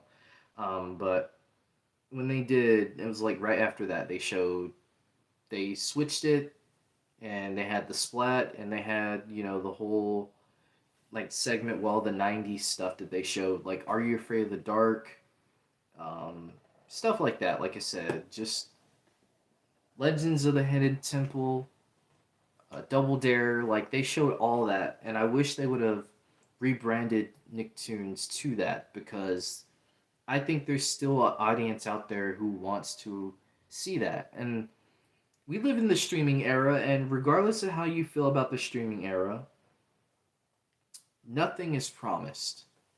Nothing is promised, and I say it all the time. Your favorite show might be on a certain streaming platform, tomorrow it's gone. That's what's happening with a lot of the Cartoon Network shows right now. They're being, taken off Max. Some just got taken off today. Some heavy hitter ones too that people still watch. And it's like they don't have a place to go home to because the licensing, again, licensing runs out for a certain amount of years, and then you're not able to get those unless they renew the license. And oftentimes they don't end up renewing the license because they think it costs too much money to. And that's why I say physical media will always reign supreme, in my honest opinion, because when you buy a DVD, when you buy a CD, when you buy vinyl, it doesn't matter, a VHS tape, a cassette tape, whatever it is, a laser disc, a laser disc, right?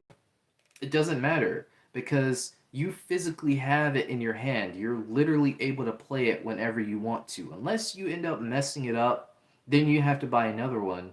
But still, even then, you can buy another one and still be fine. And even now with physical media, there's a thing where you get a digital code. So even with the digital code and it runs out and you can't use it anymore, at least you still have the disc to put in whenever you want. So I'm a big advocate for physical media because, again, with streaming platforms, nothing is ever a set in stone. I love Legends of the Hidden Temple, like at 10 a.m. back in the day, and Cat Dog, and then right before school. Yeah, yeah, definitely. What's up, Professor Palm? How you doing? Welcome to the stream. Happy New Year. I hope you're doing good. Hope you've had a productive year so far. If you have any anticipated movies of this year, Professor Palm, let me know. Because that's what we've been talking about. Kind of talking about a mix of different things, but we've been talking about some movies and stuff for this year because I think that's a good way to hype up the year. It's just kind of being excited about that because I'm excited, you know.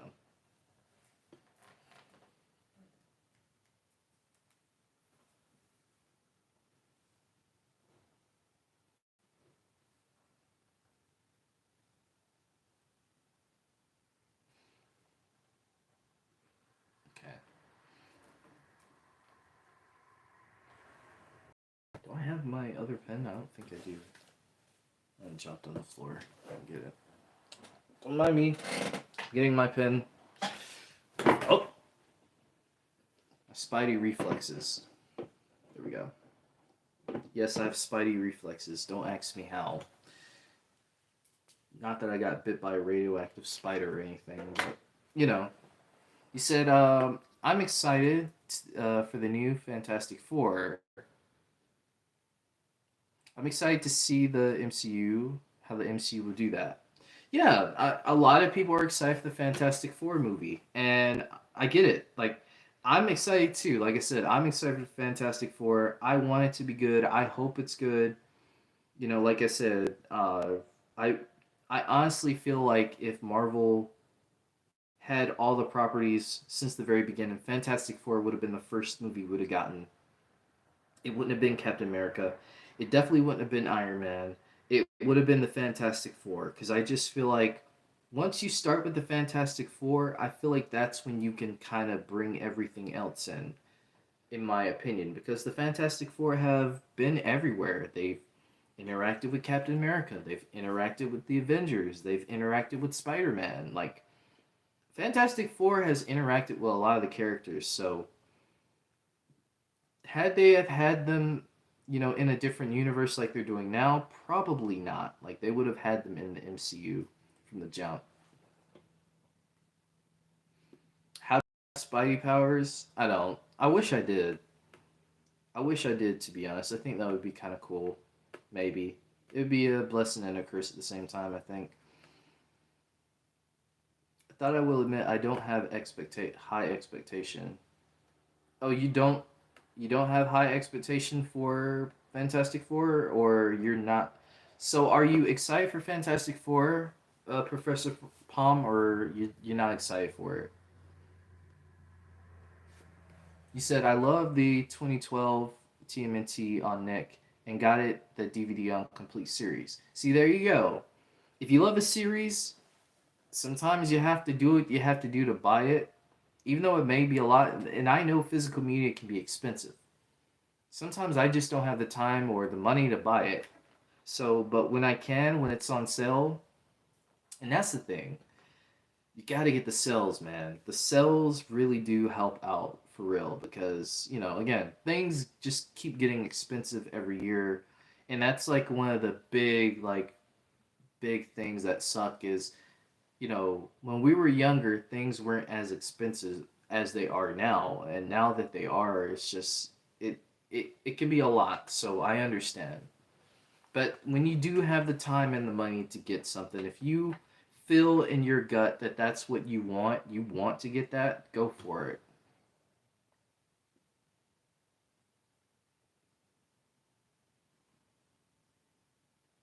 I'm excited for it, but my expectations are high. That's fair. What MCU film do you have the least hype for next year?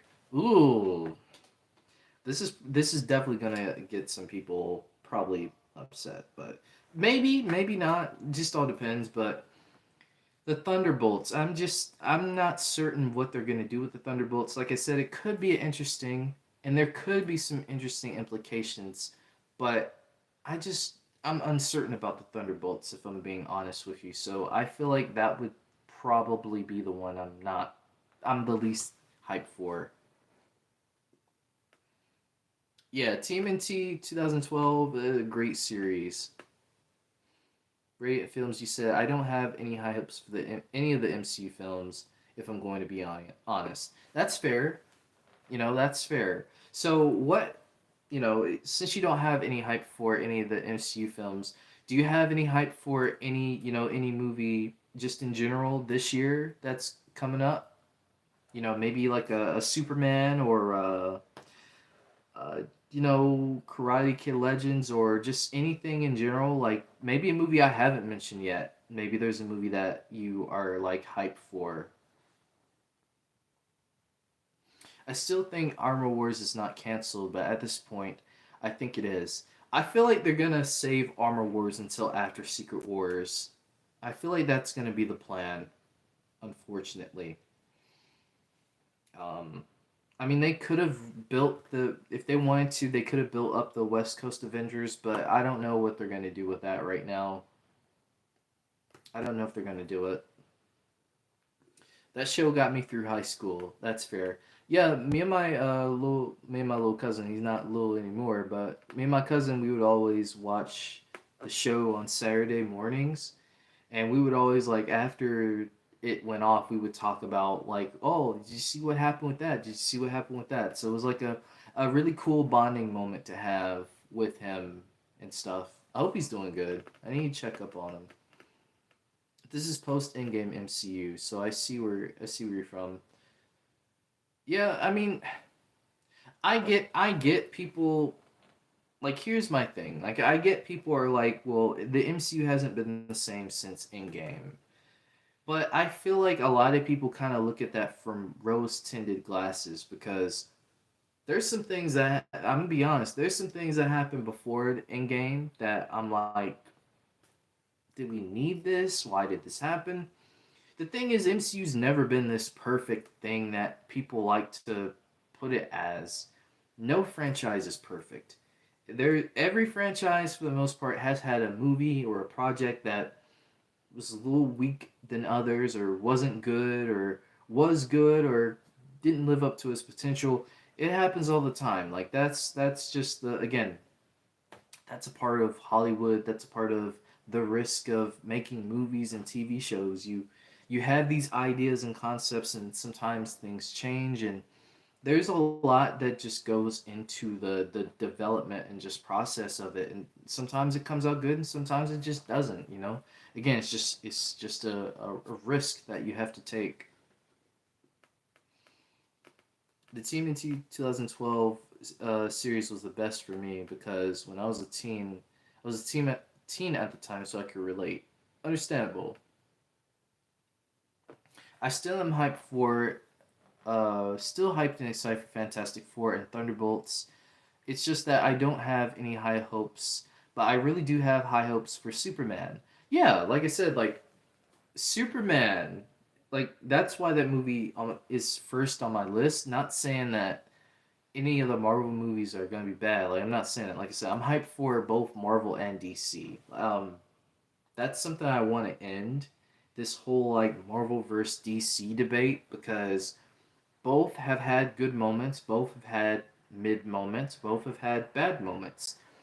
And again, that's just a part of life. You know, you're gonna have good, you're gonna have bad, and that's just the way it is. But I'm hyped to see the direction that Marvel goes in. I'm hyped to see the direction that DC goes in, because you know when Marvel and DC both win, we all win. As comic book fans, we all win.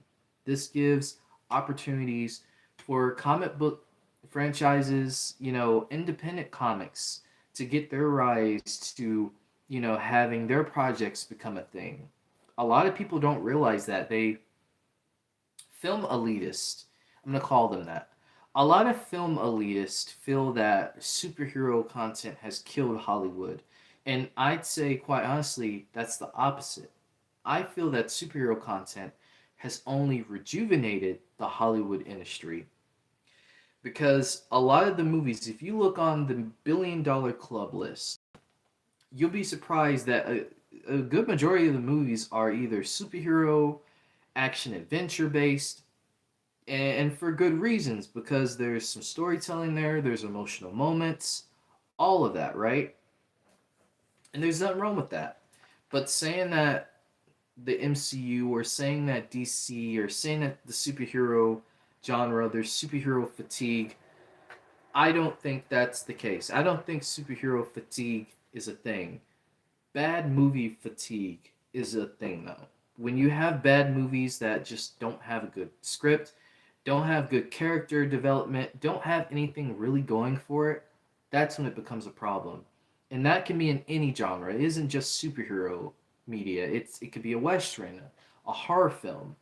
It could be anything. So it has nothing to do with the genre. It has to do with the people involved and what story you're trying to tell. And if the story is good, the story is good. If the story is bad, the story is bad. You know, that's just the way it is.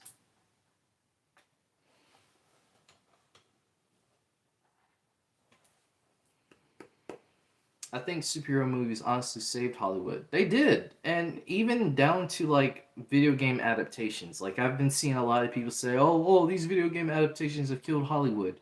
No, they haven't.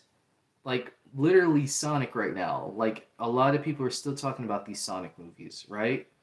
And you know, even with adaptations like Arcane and the Tomb Raider show that we got, like video game adaptations are becoming more and more of a thing. Secret Level, that just came out this well, not this month, last month, last year, and Secret Level did some things that we haven't seen in a while, or haven't it really even seen before, as far as like taking video games and doing like these little shorts with them, but it's like we're diving into these worlds, like it feels like a legit actual video game in a lot of the episodes. So when you get shows like that, it just shows me and more of what Hollywood can do, not just from a spectacle standpoint, but from a storytelling standpoint, that there are no limitations to creating diverse stories. It depends on the point of view. Superhero movies saved Hollywood because of how much money was made off of them, but they also stole the spotlight for other films, which is why they're complaining. Yeah, and that's a very valid argument. I'd say to that degree, what are you going to do to make sure that your films get as much of the spotlight as those films? What are you willing to bring to the table? And it doesn't have to be out of the world stuff like the Marvel and DC superhero stuff does. But people just want a good story. I think about it like this.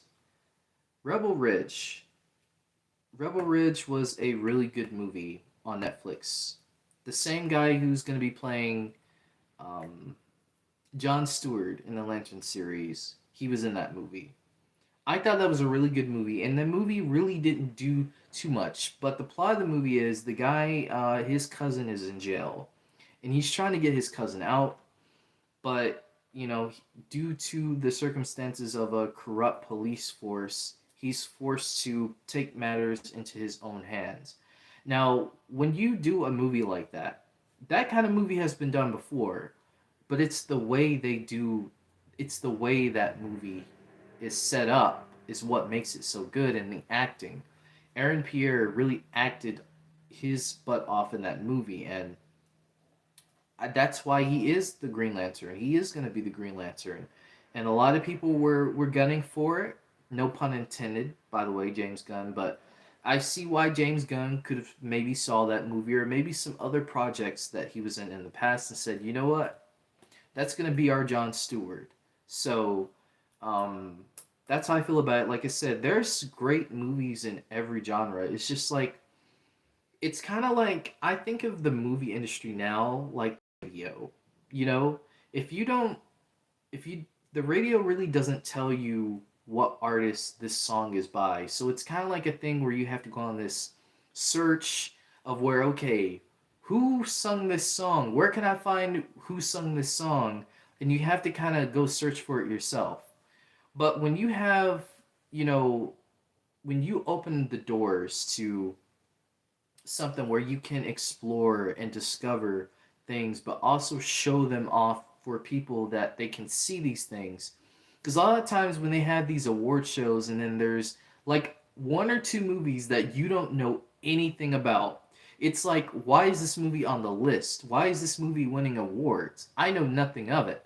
It's because they don't really have much promotion. It's kind of like a thing where it's like, you have to be a part of this like underground club or something, or they make it seem that way, like you have to be a part of some establishment to know what these certain movies are, and I feel like that shouldn't be the case. I feel like you should be willing to share this with more audiences so more audiences could be aware of these certain movies or TV shows that are out, because certain shows, they'll be out for seasons and you might not know anything about it until someone tells you about it, or you go onto Netflix and just so happen to see like an episode or two of it, and I'm like, why didn't I hear of this show when it originally came out? It's because there's not that much exposure to it. But when you have exposure to a lot of shows, then that's when it becomes more of a popular thing later on, because more and more people are talking about it. And I feel like what a lot of the Marvel and DC stuff, why it's always in the limelight, is because they always have ways of reminding you, like, hey, this movie's coming out at this time. This show is coming out at this time. So it gives people more of that exposure to that content. So again, I understand, but I think that could be more of like a just a Hollywood industry type thing where they just need to be more, I feel like, open and more willing to share, these certain shows and stuff so that way people can know. So I know I went off in a whole rant on that, but that's just something I kind of observed. I'm excited for the Clayface movie. In the future, I hope we get a proper DCU Batman. I hope we do too, and I'm looking forward to that Clayface movie too. Clayface is probably not the last character I expect to get a movie, but he definitely is an interesting character to say the least. And we have seen him already in Creature Commandos. So if they wanted to build upon Clayface, I say go right ahead. This DCU is not afraid to pull out of their arsenal, maybe some unknown characters that, if you're not reading comics or anything, you don't really know about, like Booster Gold. I didn't know anything about Booster Gold. Like, I knew him from seeing him appear in like some of the Justice League episodes and cartoons and stuff, which for a lot of people, a lot of these, shows and superheroes and stuff, a lot of us get introduced to these from movies, cartoons, and things like that. A lot of people don't really know too much about the comics until again, like discover and do research, which again ties back to my point of even in the superhero genre itself, there's still like this containment where people aren't really informed as much as they would like to be or should be. So, have you seen the Fallout show? I have seen it. I've seen like a few episodes of it, but I haven't seen all of it. But from what I have seen, I think it's good.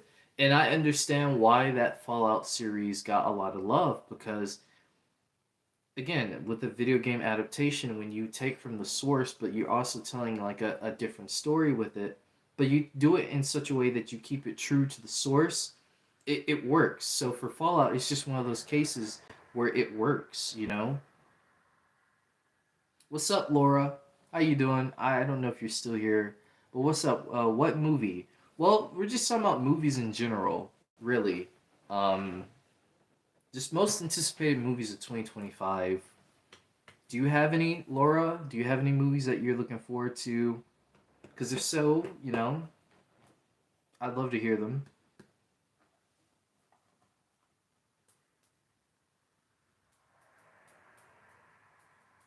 When we reach the 2 hour mark, I'm gonna end it because I don't want to be in here too long. But again, I'm enjoying the streams. Like I said, we got more streams on the way. I'm gonna try to do some more different kinds of different topics and stuff. So it won't just all be one topic. It'll all be like different topics and stuff. So, but yeah, Laura, if you're still here, let me know some movies that you are looking forward to. Oh yeah, I think I showed this off before, but there's a drawing I did a while back. Cuphead. I don't know if I have any Cuphead fans in the building, but that was a drawing I did a while ago.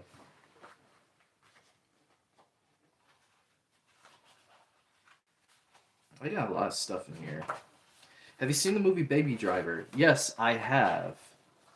Baby Driver is actually one of my favorite movies. So yeah, I have. I know they're doing a second movie. I don't know how they're gonna go about doing the second movie, but as far as the first movie, I love the character Baby Driver because I'm a music person. Um, I love music, all types of music. I wish I could have done. I wish I could do more music related stuff on my channel, but I don't know how that will work. But his character really like it's just certain songs that he would play and it would add to what he was feeling or what he was dealing with. And I love when movies do that where they add a song and it works with the theme or it works with the scene. It just works, you know what I mean? Like it feels like they knew. It's like when you're making s'mores and you got the graham crackers, you got the chocolate. What do you need next? You need the marshmallows. You put the marshmallows in between. And then you just make this thing where it just works. And that's something about movies I love is when you're able to take certain songs and it's like you wouldn't think that that song would work in that element, but it does. Like the Batman, right? That Nirvana song. Who would have thought that Nirvana song would work for that Batman? But it does. It works for his vibe. the goth emo vibe that he has going on. You know, I love, like I said, I love when movies do that, when you're able to match something or even a song that you wouldn't think would work in that. It just works somehow. And that's all you can think about every time you hear that song is that scene from that movie. So yeah, the songs in the movie perfectly match the scenes. Exactly. Especially towards the end of the movie, where he's listening to the Barry White song, and he's in the diner. He's trying to like legit like try to save his girl. They're trying to like leave, but he's playing the song, and the guy who tries to end up killing him and her, but he fails really badly. Like he takes the another thing I liked is he took the earbud out of his ear, and it was like it played. Yeah, never gonna give you up. It was like we heard it play like from his perspective, like from one ear. It was like you have one earphone in your ear. Like that's what it legit sounded like. And I love that immersion when you do things like that because again it adds more to us feeling for these characters. And I really felt for Baby Driver. I really did. I felt for him. The ending scene, I always wonder about. Like, is that a dream? Was that legit him getting out of jail? Like, that's something I always wondered about. Is that how that movie ends? But I still like the ending nonetheless. Just him, his getting out of jail, and his girl is there. She's got the old school car, and they're getting ready to go on a journey. So I like that ending. That's probably one of my favorite endings of any movie. One of my favorite. I have a lot of great movie endings, but that one's probably one of my favorites. But yeah, to overall answer your question, yes, I love Baby Driver, and I don't know, like I said, what they're gonna do with the sequel. I hope the sequel's good and it doesn't take away from the first movie because the first movie's just that good. But we'll have to see.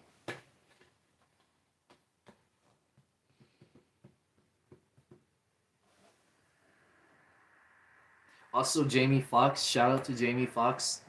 He is talented, man. One talented guy. Like he's a comedian, a singer, an actor. Like he can do it all. When you have someone that can just legit do it all, like they're like on another level. So shout out to him. Oh, and he's a game host. He's a game show host. I think he does the Shazam game show where you have to guess the songs. So yeah, if you had to come up with a plot synopsis for the sequel, what would you do? So, if it were up to me, that's something I have to think like long and just kind of have time to think about. But I would honestly like to see a movie. Maybe some time has passed with him, right? And maybe money is starting to become like a problem again. Again, maybe they could do a thing where prices just going up crazily. So it gets to a point where he's gonna have to go back to his old methods. Maybe he has a son on the way. So because he has a son on the way, this maybe has to be the driving point for him to kind of go back to his old ways, but do it on a more, I'd say, professional level. Like I feel like at this point, if he were to go back to those methods, I feel like he would be a lot more experienced with, his skill as a driver, but also, you know, some other things too, like just life experiences. But I think, like I said, like maybe a time jump where we see him and the girl that he likes. Maybe they're on the brink of getting married or something, or like there. I feel like there's something they could do, but that would probably be like my idea. But maybe that would be too basic of an idea to do. Maybe there's something else they could do. Like I said, that's just something I'd have to like really sit down and really think about.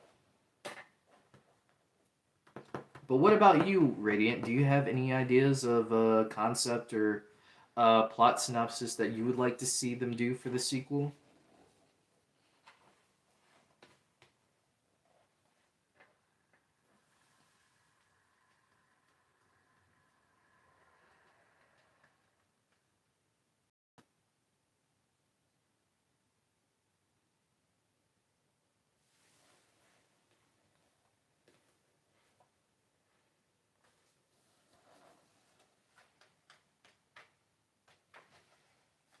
Him and his girl are on the road, and one of the old rival gang groups go after him.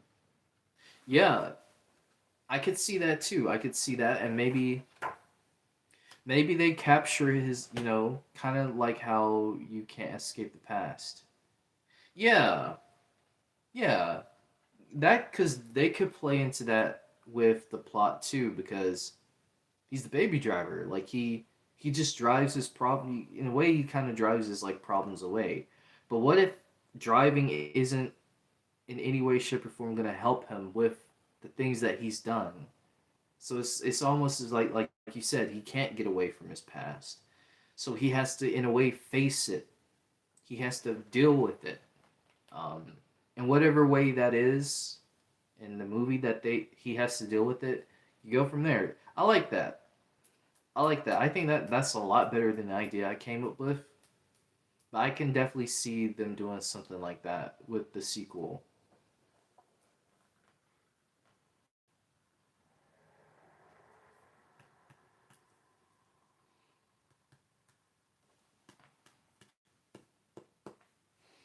But yeah, we're almost to the we're almost to the 2 hour mark in like a little bit though. Have you seen the Rocky and Creed movies? Yes, I have. I've seen all the Rocky movies. I've seen all the Creed movies. So yeah, I it's like a tradition for me and my dad. Every time there's a Creed movie that came out, because we went back and rewatched some of the Rocky movies and stuff, and well, not some of them, all of them, but when every time there would be a Creed movie that would come out, me and him we would go, like 2023 when Creed 3 came out. Which, by the way, Creed 3 banger soundtrack. Like hit for hit on that Creed 3 soundtrack, banger. Like that and Across the Spider Verse when that soundtrack came out, those were heavy rotation for me. Heavy rotation.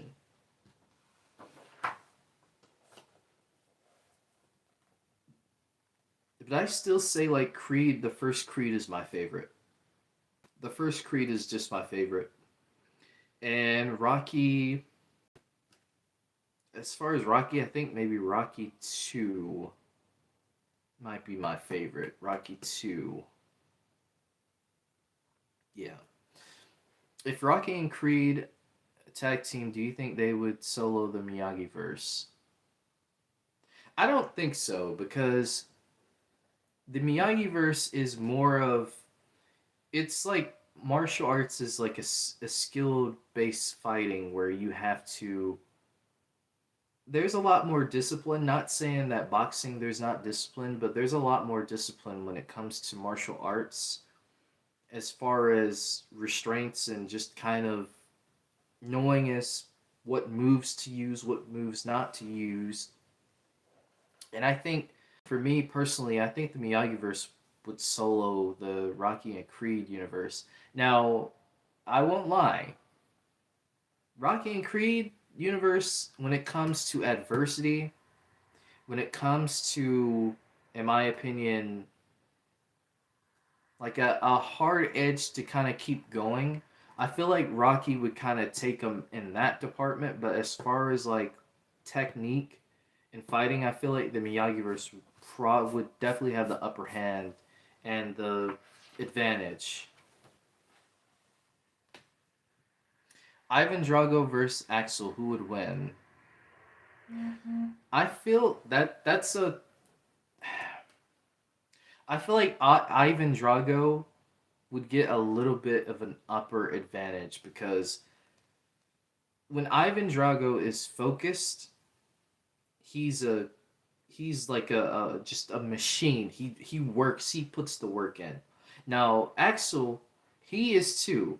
When Axel is focused, which we seen in the second part of Cobra Kai, he legit is focused. He locks in and he goes to work, right?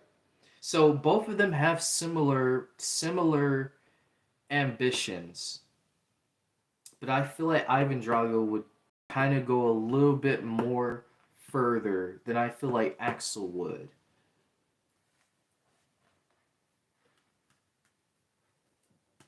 So I go Ivan Drago for sure. But it definitely wouldn't be an easy battle. It wouldn't be an easy battle. They would really have a good battle, those two. What about you? Who do you think would win? I forgot there's empty pages in here. There's empty pages in here. I forgot about that.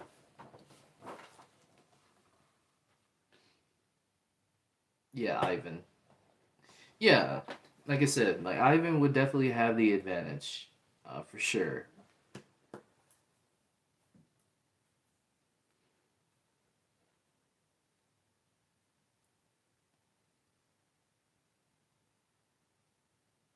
Shang Chi with no rings or the Miyagi verse. That's a good one. I still feel like as far as Shang Chi, I don't know too much about him besides the movie, so I can't really answer for Shang Chi as far as his technicality when it comes to martial arts. But as far as like again the Miyagi verse, like the Miyagi Do goes back, generations. So I would feel like, but then again, like Shang Chi, I feel like his martial arts in a way would kind of go back generations too. So maybe it would be kind of like a close battle. I wouldn't say like a tie, but I do feel like there would be a close battle where I could see really anyone coming out of that. It just depends on like again the technicality.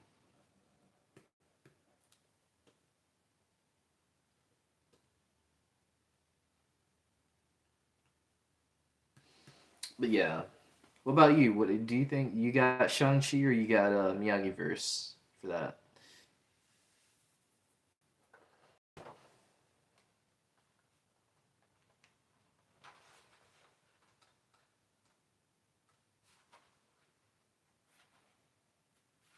Tai Long or Shang Chi? In my opinion, Shang Chi over the Miyagi verse.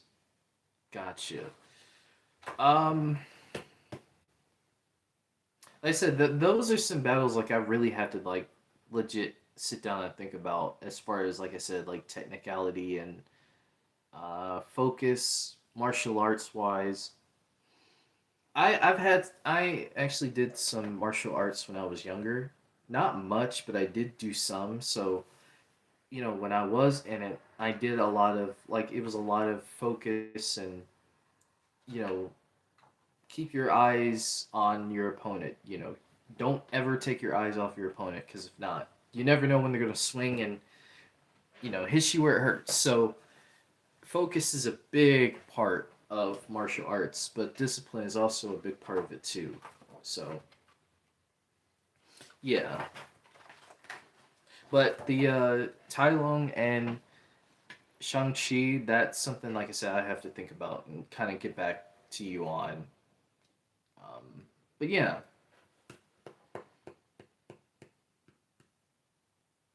he was trying to kill one of the deadliest men in history and took an entire bus of professional assassins. Tai Long, I'm guessing that's who you're referring to. Did he do that? I didn't know that. I'm back now. Welcome, Caden. We're just talking karate stuff. I'm talking Shang Chi. Oh, see, like that's what I said. Like I personally, like I said, besides the movie, like I don't really know too much about Shang Chi as far as like what he is about. Like I know him and Iron Fist have had interactions before, so that's pretty much like all I know. Like I said, besides the movie. But if you have any like Shang Chi comics that you would want me to check out, like definitely let me know some because, like I said, I'm all for reading comics and just learning more about these characters.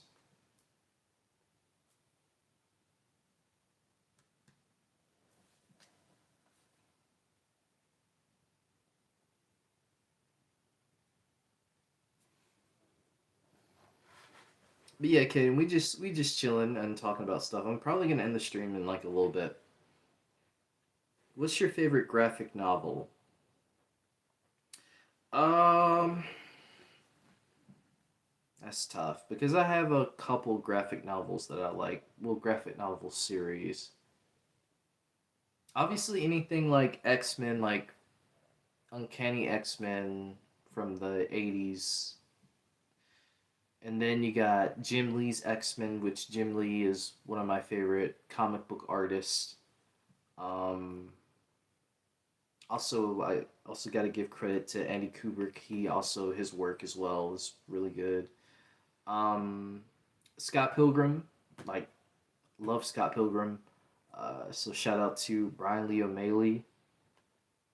He's also his other work, Snot Girl and Seconds, is pretty good too, from what I've heard. I haven't checked it out, but I definitely do want to check it out at some point. From what I've heard, it's good. So him, um, John Romita Sr. I love John Romita Sr. And that's why, like, one of the reasons I am looking forward to Your Friendly Neighborhood Spider-Man because it takes a lot of. Also, it also takes reference from Ditko, Steve Ditko, but you also see a lot of John Romita Sr. in that show's work too. So that's another artist. Um, the artist for the Zarsky run for Daredevil, I don't know how to pronounce his name. Chetso, I think that's his name, Chetso. I think his work is really good. He does work on the Daredevil, Chip Zdarsky Daredevil run, the Ultimate Spider-Man run. He also did work on the Devil's Reign run too. So I like his artwork. Gabriel Piccolo, if you know Gabriel Piccolo from the Teen Titans graphic novels, his artwork is very good. I love seeing his artwork. Um, Leo Romero, who actually did work for Your Friendly Neighborhood Spider-Man. He does the artwork for the show. His artwork is really good. Birds of Prey. He does all the artwork for that comic book series, so he's really good too.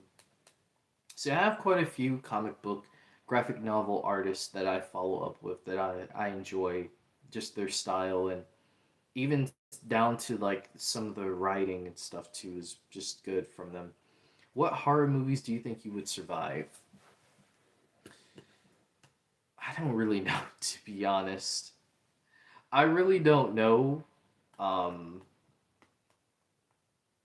I feel like Chucky's probably one I definitely would survive from because I mean, come on now, Chucky's just a he's just a doll. Like I'll kick you all the way from here to across the globe. Like come on now, like get out of here, Chucky. Um, so probably Chucky would probably be the most likely one. I'd survive, I guess. Hey, Jace, did you ever read the Alex Toth comics? Alex Toth. This sounds familiar. What comics did he do? Let me look it up right now. I could actually try to look it up. I got my laptop here. Alex Toth. What comics did he do?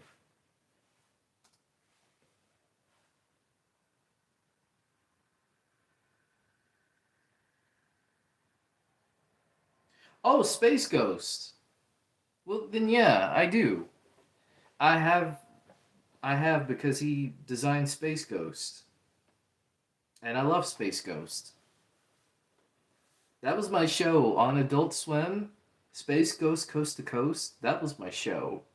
It still is my show. They need to release a complete series DVD for that show, because I'd buy it. Because I laugh every single time I watch Space Ghost Coast to Coast. That, the Mike Tyson Mysteries show, Birdman. What else came on? Then you had the Brack show. Brack was funny.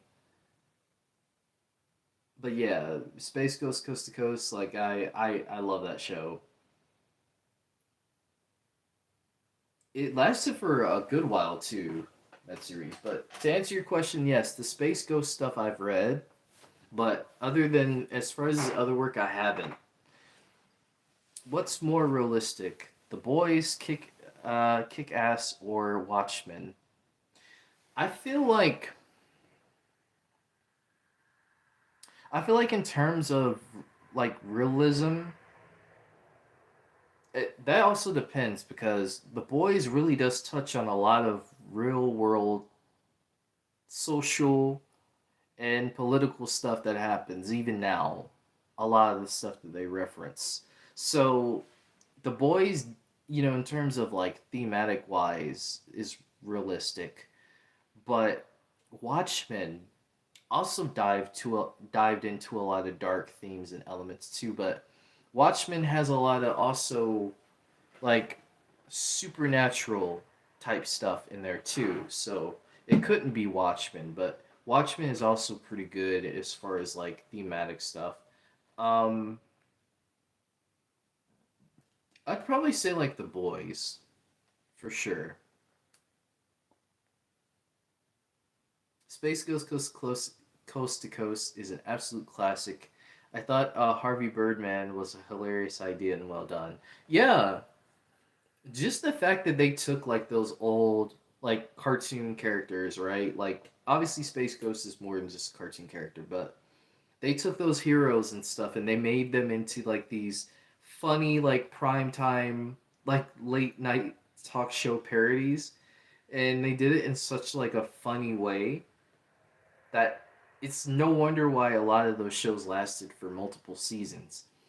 How can you tell somebody that Space Ghost Coast to Coast lasted for 9 seasons and they would believe you? Because in this day and age, not many shows last up to 9 seasons. It's a rarity nowadays because everything is such like a 2 to 3 season thing, or you know, they only last like 3 seasons and then sometimes they're done. You know what I mean? It's a very rare occasion and occurrence for you to have like 9 to 10 to 12 seasons, like shows like that. So, you know, again, it was also a different time too. It was also a different time when television was such an ongoing thing, and I feel like to me, you know, like I said, streaming has a lot to do with why we don't really get as many season shows as we used to. Who went through more, Spider-Verse Miles or Insomniac Miles? I feel like Insomniac Miles went through more because, first off, he had to deal with the fact of losing his father. And then after that, like he also had to deal with the situation of becoming taking over New York for Peter when he went on the vacation trip with MJ. Um, Trying to go through and balance being Spider-Man in New York. Then you have your friend who you don't know at the time is pretty much working on the opposite side of you.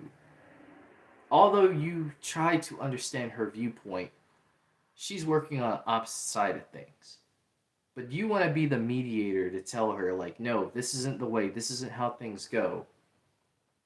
He lost a friend, so he had to deal with that. Though technically, you could say we don't really know what happened with Finn because we didn't see her body blow up. We didn't see her, we didn't see any of that. Like, so technically, she could still be alive. We don't really know, but I don't know if they're gonna go that route. I mean, they could, but then you had to deal with that.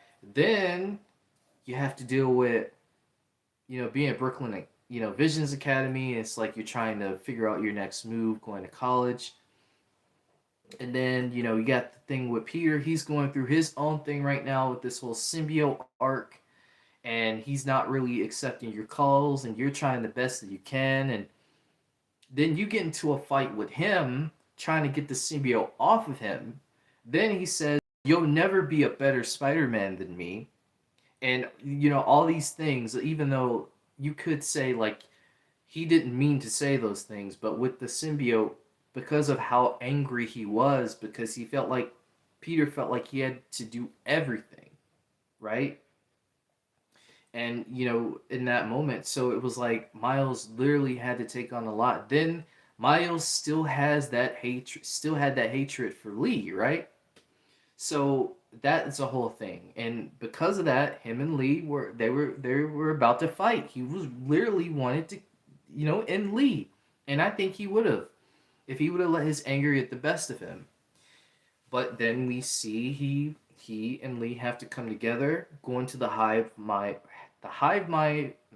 of Peter, and pretty much, you know, clear up this whole symbiote thing. Though it's still inside of Peter, they come up with the anti-venom suit. So they kind of resolve that in a way, but still. And then it's kind of like after that, though there were some cut parts of Spider-Man 2. Like there was this whole thing where Miles was eventually going to get the symbiote. But they cut that. So I wonder how that would have played out with him getting the symbiote and now Peter having to save Miles from it. I wonder what they would have done. Hey, what's up, Alexander? Yeah, I remember you, man. I'm just kind of explaining, as far as like why Insomniac Miles just kind of went through more than Spider-Verse Miles. But then you get this whole thing where you fight Venom, and I'd say for a lot of people, which to me I feel like Miles really didn't have as much time in the game as Peter did, which I understand was Peter's story, but then you have two Spider-Men, and I feel like it didn't equally equal out. I feel like Peter had a lot more to do than Miles in the game, and he was just given a lot more story than Peter was. But then you have people who are like, oh, well, he's taking for Spider-Man. Oh, how dare he? Peter's taking a break. I can't allow this. And it's like, guys, he's going to come back. He's going to come back for Spider-Man 3. When we eventually get that game, he's going to get off of retirement, especially with Green Goblin, which that's another thing within itself. Within that time, we don't know what Insomniac Miles would be potentially going through with Green Goblin or, Norman Osborn. That we know now that Norman Osborn is mad at Spider-Man. He's mad at both of them because of his son. So there's that, and then you got the Silk situation. How's that gonna play out? So yeah.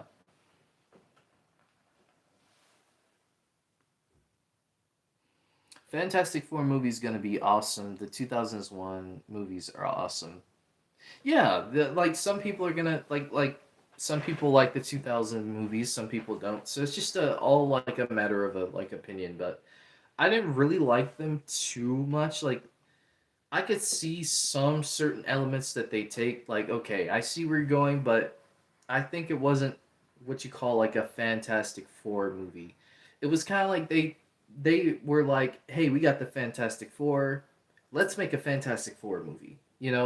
It sort of felt like that. As someone who's trying to make fan films, what's an aspect of Peter and Miles' relationship that needs to be captured?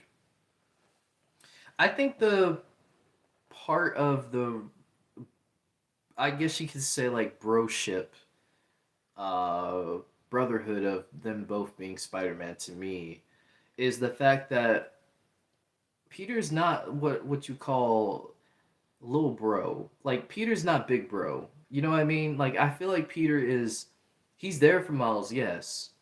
But also at the same time, like he understands like Miles needs to be his own superhero. So for me, I think the element that I think Spider-Verse does good with, to some degree, is that Peter, although he's there for Miles, he gives Miles little guidance here and there. He's like, listen, I want you to be on your own. I want you to do your own thing. I want you to figure out what it, no pun intended, I want you to figure out what makes you Spider Man. Because I had to figure out from this time I started what makes me Spider Man. Miles has to find out the same thing. Like I said, you can have Peter help him every now and then, but have Peter be more of a friend, like more of a friend than it being like a big brother little brother thing. It should be we're both bros, we're both homies, we both help each other out when we need each other's help, and that's that. Bro, Mortal Kombat came out when I was like in eighth grade. Really, the Mortal Kombat movie that came out recently. Well, not recently, but a couple years ago. So yeah, the second one comes out this year. So they got they got they got the Butcher from the Boys. He's gonna be playing Johnny Storm. Not Johnny Storm. Why I say Johnny Storm? You guys know what I'm talking about. Not Johnny Storm. Why I say that? The movie star. Movie star. Nope.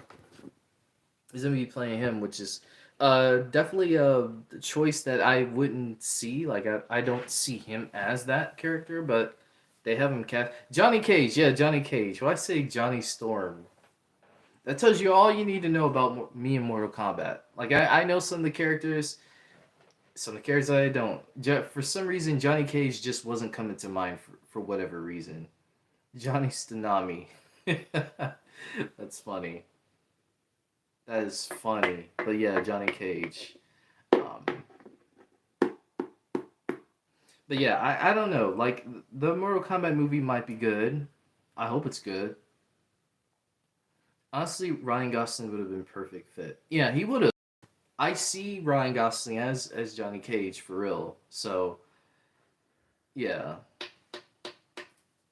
that's definitely like the choice they should have went with. Besides Butcher from the Boys, which not saying that he won't do a good job, but I'm just saying like you know, what's up, Chillmonger? What's up? I was anticipating Fast and the Furious, but it isn't coming this year. That's an interesting. That's actually an interesting movie. I think I think you joking though about that. Maybe you're not. Maybe you're not joking about it, but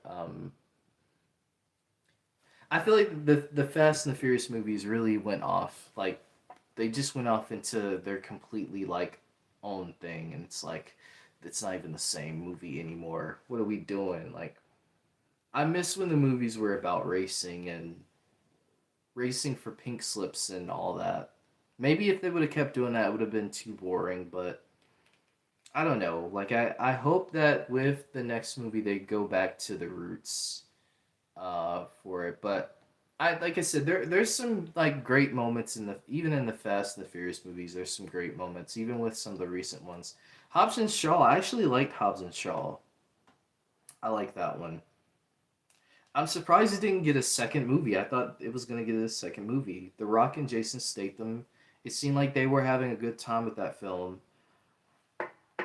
So I don't know why they didn't do another one. My dad wanted to watch it. Ryan Gosling was in Barbie, but couldn't. My dad couldn't stand that movie. My dad wanted to watch it. Yeah, I actually didn't go see the Barbie movie. I don't know. It's just Barbie's just not a movie that I had too much of an interest in. Hey, what's up, Charles? How you doing? I hope Happy New Year. I forgot to say Happy New Year, Chillmonger. Happy New Year, Alexander.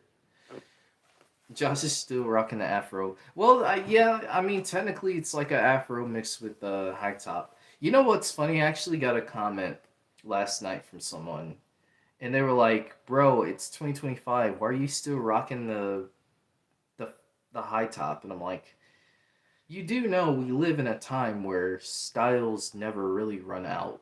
Now, certain style ideas that weren't that good, yeah, they run out, but certain other things like don't run out. Music is going back and doing a lot of the stuff that they did in the 80s. Movies are going back and doing a lot of the stuff that they used to do to some degree. So it's kind of like it all comes back full circle. Fashion, the bell bottom pants that a lot of celebrities and stuff, and you know things that people were wearing back then, people are wearing now. It's just a continuous cycle. So yeah, it is my signature look. It really is. Like it's my signature look, and I lean into it now. I like it.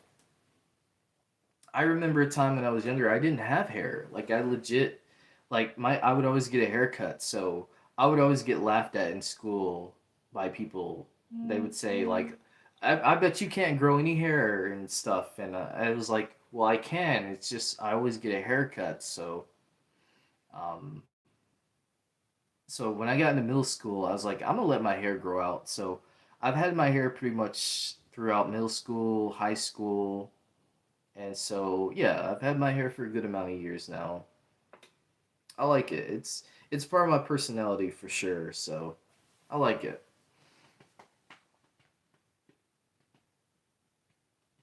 It's your signature. Yeah, it's my yeah. I think I already answered that. Yeah, I did. But yeah, if you guys have like any more suggestions or comments, definitely let me know because I'm gonna be ending the stream in like about like a few minutes. Let's see. You said yeah, I had a high top about a month ago. I have free forms. It's not about the times. It's about what do you think looks better on you? What looks better on me? Yeah, exactly. Like for some people, the waves, wave check. For some people, the waves look good. For some people, it doesn't. It just depends. They look like you have a peanut head. Not saying I have a peanut head, um, but I'm just saying like some people, like I said, like you said, it looks good for certain people. It looks good for others. Just depends. Where's Marvel fan? He said he had to go. Like he wasn't able to stand for too long. So I'm sure he'll probably be around the next stream. He'll probably have time. Is Netflix doing the adult Ang? I think, as far as I recall, they are. I think they're still doing that. I think so. I know they're still doing the live action Avatar movie. Not Avatar movie, but Avatar show. But I did remember them saying that they were doing like an adult Avatar show where the characters were all grown up and stuff. High top like shoes. Yeah.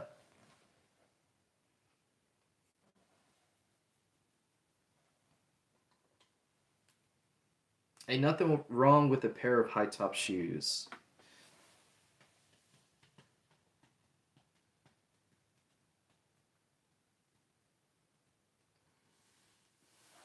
But yeah, Netflix seems to be like all in the like video game. Like I've noticed throughout the years, Netflix has become more and more into like three things. Anything 80s related, I've noticed. Anything 80s, anything like anime related, and then anything video game related. I've noticed they've dived into that a lot. The only thing I need from the adult Avatar is to know what happened to Zuko's mom. Yeah. I this is gonna sound crazy, but I didn't watch Avatar. Like I saw like an episode or two when I was younger, but I didn't really watch too far into Avatar, but maybe I need to. Maybe I need to like watch it for like a first glance and see like how it is. I know they had like a second show. I think it was like Legend of Korra or something like that. I remember seeing commercials for that. Yeah, yeah, I know. I haven't seen all of Avatar. Like I said, I've only caught like a episode or two off glance when I was younger. But like I said, I'm going to I might have to watch it. I got a lot of shows though that I need to watch because I have like a whole like list of shows that I'm either trying to get through or either trying to watch. So it might take some time, but who knows? Maybe I'll just watch it tonight. I'm trying to figure out what to watch tonight too. It is mandatory. Oh, okay, reconnecting. It takes a priority on that list. Okay, so if you guys are saying it's a must watch, then I will most definitely watch it, like ASAP. So you know what? I'll check it out tonight. I'm not doing anything. I'll check it out tonight sometime, and I'll let you guys know, like what I'm thinking of it so far.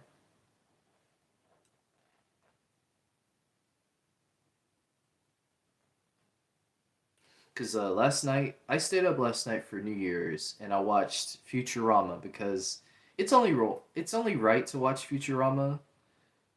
Um, because it started out with New Year's. Like Fry was legit in the first episode. Like started out on New Year's, so I was like, you know what? I think that's a perfect way to go into the year. So I did. You'll be on episode 11 by tomorrow. Oh, it's that like okay. It's Avatar sounds like it's gonna be one of those shows that I really like. I'll be locked in for. Okay, yeah. I'm gonna watch it tonight for sure. Then I'm most definitely gonna watch it, and like I said, I'll let you guys know what I think about it.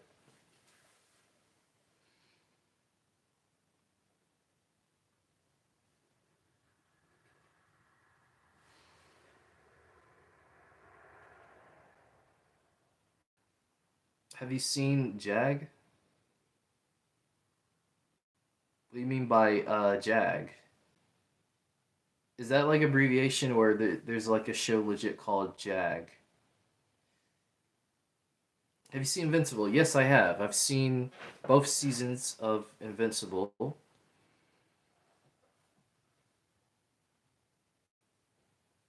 Looking forward to the third season because there's some elements in there that I have read that we could see.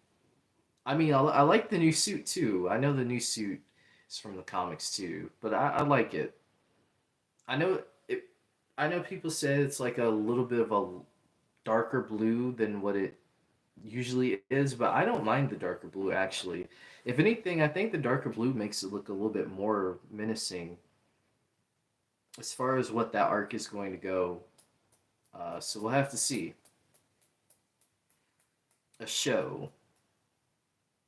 Jag is a show. Can you tell me like what it's about? Because I haven't seen a show called Jag before.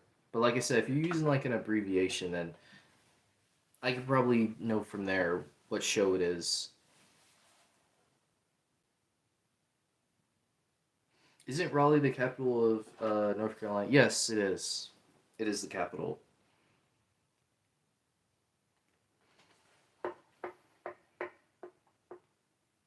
NCIS, but before I don't like NCIS. My family does. Well, did, but I don't really watch it. The only shows as far as like cop wise that I watch is like Law and Order. I'll watch this sometimes, and then 911 because Angela Bassett is in it, and Angela Bassett's one of my favorite actresses. Anything that she's in, I try my best to get into because again, she's one of my favorite actresses, and she doesn't get her flowers. I feel. Have you seen Squid Game? I actually have not. Crazy, another show that I know is very popular that I haven't seen. I know the second season just came out, and I know the third season, the date for that actually got leaked. I think it's June. Is it June or July? I think it comes out. They had a date. I think Netflix made a whoopsie and actually revealed the date of the third season. So it's either June or July when it comes out. I just saw that. It's Japanese, I think. Gotcha. Yeah, like I said, I don't know. Like I said, I don't know too much. Like I said, I grew up watching like Speed Racer, Dragon Ball Z, a little bit of Pokemon, but as far as like anime, like I didn't really dive too much into it when I was younger. I said I was more into like the Looney Tunes, Disney Channel, Cartoon Network, like stuff like that. So that was like a big like chunk of my childhood. So if I catched like an anime, it may be like an episode or two that I would catch, or if Fox Kids, when Fox Kids was a thing, if you remember that, or ABC Kids, if anyone remembers ABC Kids, those Saturday mornings were they were a vibe, man.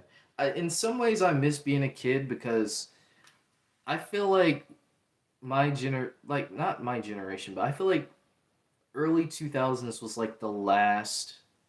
I feel like, in my opinion, the last like crowd to like get that Saturday morning cartoon experience, because they ended all that like right after that too. Um, Favorite show on Prime Video. Favorite show on Prime Video at the moment would have to be. I'm trying to think. I have seen an episode of Cross. I do need to get back into watching Cross because it is good. It's good. I don't know if it's ended, but I did watch an episode or two of Cross, so I do need to get back into that. But as far as like favorite show, I'd say there's this one show I watched heavy on Amazon. I don't remember the name of it right now. Okay, all the Cross episodes released. Okay, so gotcha. So they didn't do like a weekly thing for it. All right, but yeah, I gotta check out all the episodes for Cross. But like I said, I like it. It's crazy to think about. Like Alex Cross was like a character that Tyler Perry played. We don't talk about that, but I'm glad that they gave it another shot. And I like the actor. I definitely see that actor, and I would like to see that actor in more stuff because he's pretty good.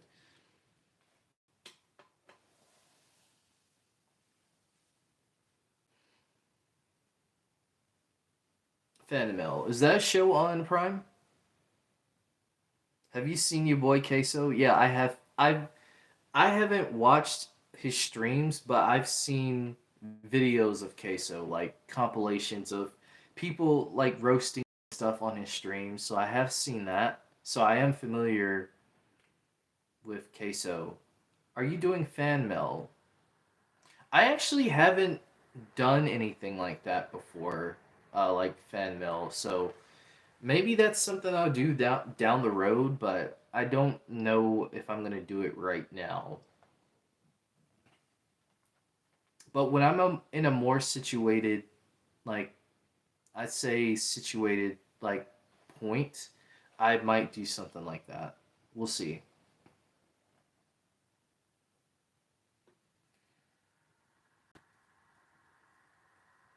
But yeah, to answer your question, Alex, yes, I do know of Queso. I know he won at the Game Awards for streamer, right? Like streamer of the year, content creator of the year, or something.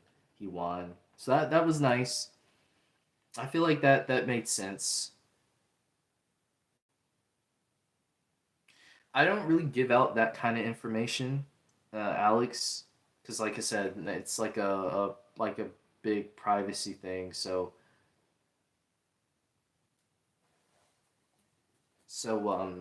I can't really like dispel that information.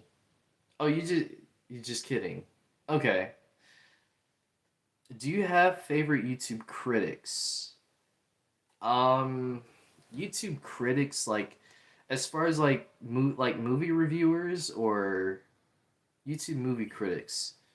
Yeah, I have like a few. I have well actually Chillmonger if Chillmonger's still in here, he actually does movie critics. He does really good critic movie reviews and stuff, so definitely check him out. I think you count. I think you count as a movie critic.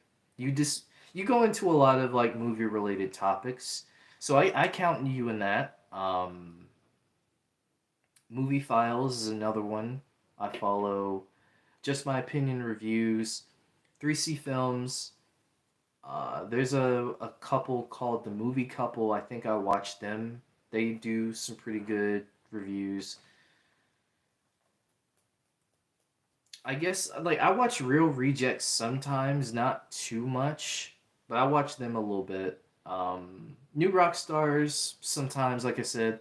Um, I have like certain YouTubers that I watch, some that I don't. It just depends on like the vibe. Like if I count, I'm a commentator. Yeah, but I still think you count. Even if you just commentate stuff, I still feel like you're part of that. But yeah, shout out to 3C Films. I would love to collab with 3C Films at some point. That would be cool. There's like a lot of people I love to collab with. Um, I just want to like, I just want to like be like all over, just kind of like collab with people.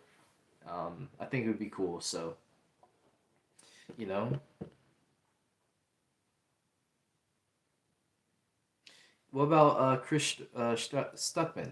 I actually haven't watched his videos, so I can't really comment on him. Like I said, there's like a few like movie reviewers that I watch. My boy 47 Cartoon Guy is good.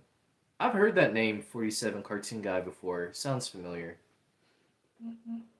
Tunerific Tyreek, that's another one. Tunerific Tyreek. He does really good cartoon retrospectives. I love the way he has his own character persona, and then he makes these like jokes in between. But it really does his narration, um, his narration and stuff when he does his retrospectives is like really good. So Tunerific Tyreek is up there. I'm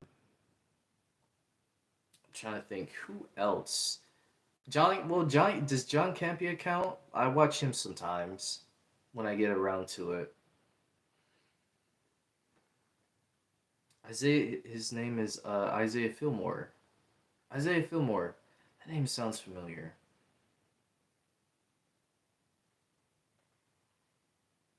Yeah, Tomb Raider Tyreek. Yeah, I actually did a video like last year or a year before. I think it was a year or two ago. I did a video because he has like a show coming out. He's working on a show, indie cartoon, which I always show support to indie stuff. Like I love indie games. I love indie cartoons, indie movies. There's some like hidden gems in indie movies too. So I try to give my support where I can.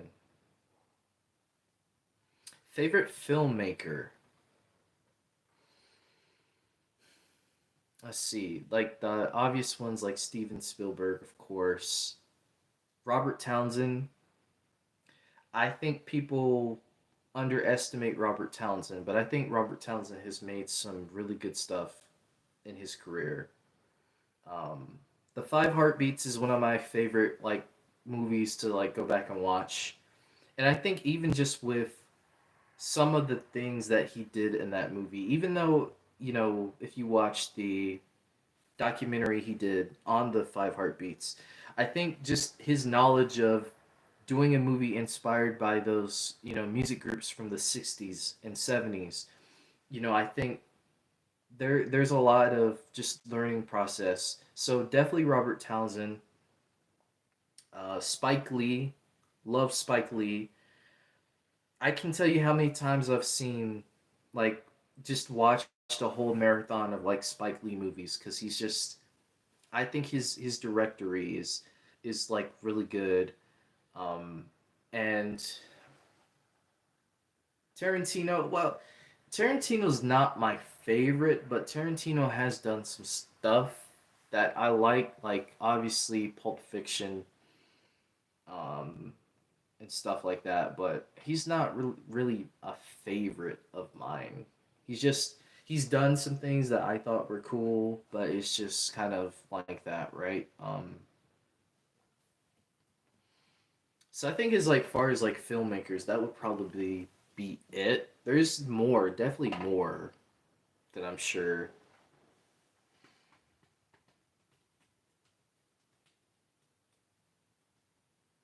I like filmmakers who take movies and do them in such a way that feels different. It feels unique, right? So like for example, I know a lot of people kind of underestimate this movie, but Bad Boys Ride or Die, right? The camera work they did in that movie for the action scenes is like very different to something you'd see in like a regular action movie. Like the scene where Will Smith, it's kind of like a Call of Duty like perspective, right? Like you see him, he's holding the gun and he's shooting the people, right? Like that's a camera angle that I haven't seen in at least a while. So they at least with that movie they were able to take like cinematography wise, they were able to do some new things that they hadn't done before or hadn't done, been done in a movie. So shout out to those guys. I don't even know their names, but shout out to them. They were actually who I was advocating for directing, Spider-Man 4. Because I feel like a lot of the techniques that they used with the upside down camera angles and the side camera angles and just like the first person perspective stuff, right? Like, yeah, yeah, Chillmonger, those guys. Like, I feel like that would work really well with a Spider-Man movie, especially if this is a new era for Spider-Man, where you're showing him swing around New York, and he's not, this Tony Stark equivalent. Like, he's not Tony Stark Jr. He is legit the Spider-Man. I think they would have been really good up and coming, people to get to do a movie like that. Which they could still get for cinematography wise. They could still get them, but I don't know. Like I said, Spider Man 4 right now, there's so much with that movie, so many rumors about this happening, that happening. I don't believe any of them, to be honest with you. It just seems like one of those things where they're trying to mark people off of what's actually happening.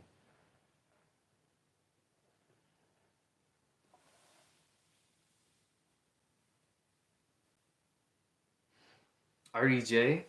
Yeah, RDJ. Yeah, he's returning. I still have my opinions on that. I still don't like the idea of it, him returning as Doom. If I'm being quite honest, I don't like it. Um, I still don't. I know, I know for sure they're gonna do what they can, but I still don't like the idea of it. If that makes sense. Oh snap! My battery. But for real, he subbed to you. Wait, really? Is he sub to me? I don't know who that is, but for real, I have to check it. I have to check him out. My phone is dying. Oh snap. Okay, let me get on a charger. I'm gonna keep it going. I'm just gonna get my charger. So I was gonna end it, but I didn't. And there's a phone call. God dang it, my sister's phone. But it'll be good. Um, my theory is that they lied about Doom. RDJ is secretly playing Iron Man again. I think so too. I think it's a misdirect. I can definitely see that happening.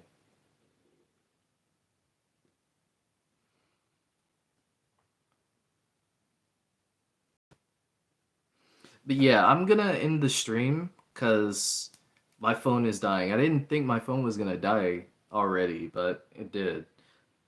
Though technically it is almost like 3 hours, so I can't believe I've been on for that long.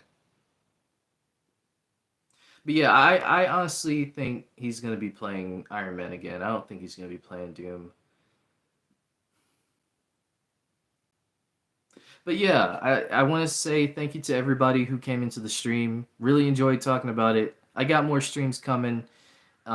This year there's gonna be a lot planned, so Chalbot. You guys are telling me Anthony Chalbot followed me, so I'll check him out. I'll check him out. So yeah, like I said, I'm in the stream. Thank you for coming in, Chobot. Okay, Chobot. That's his name.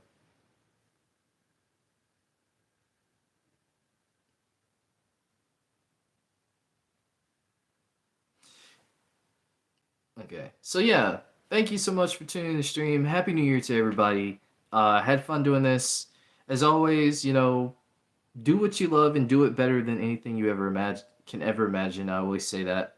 And yeah, as I always say, big love to you all and peace out.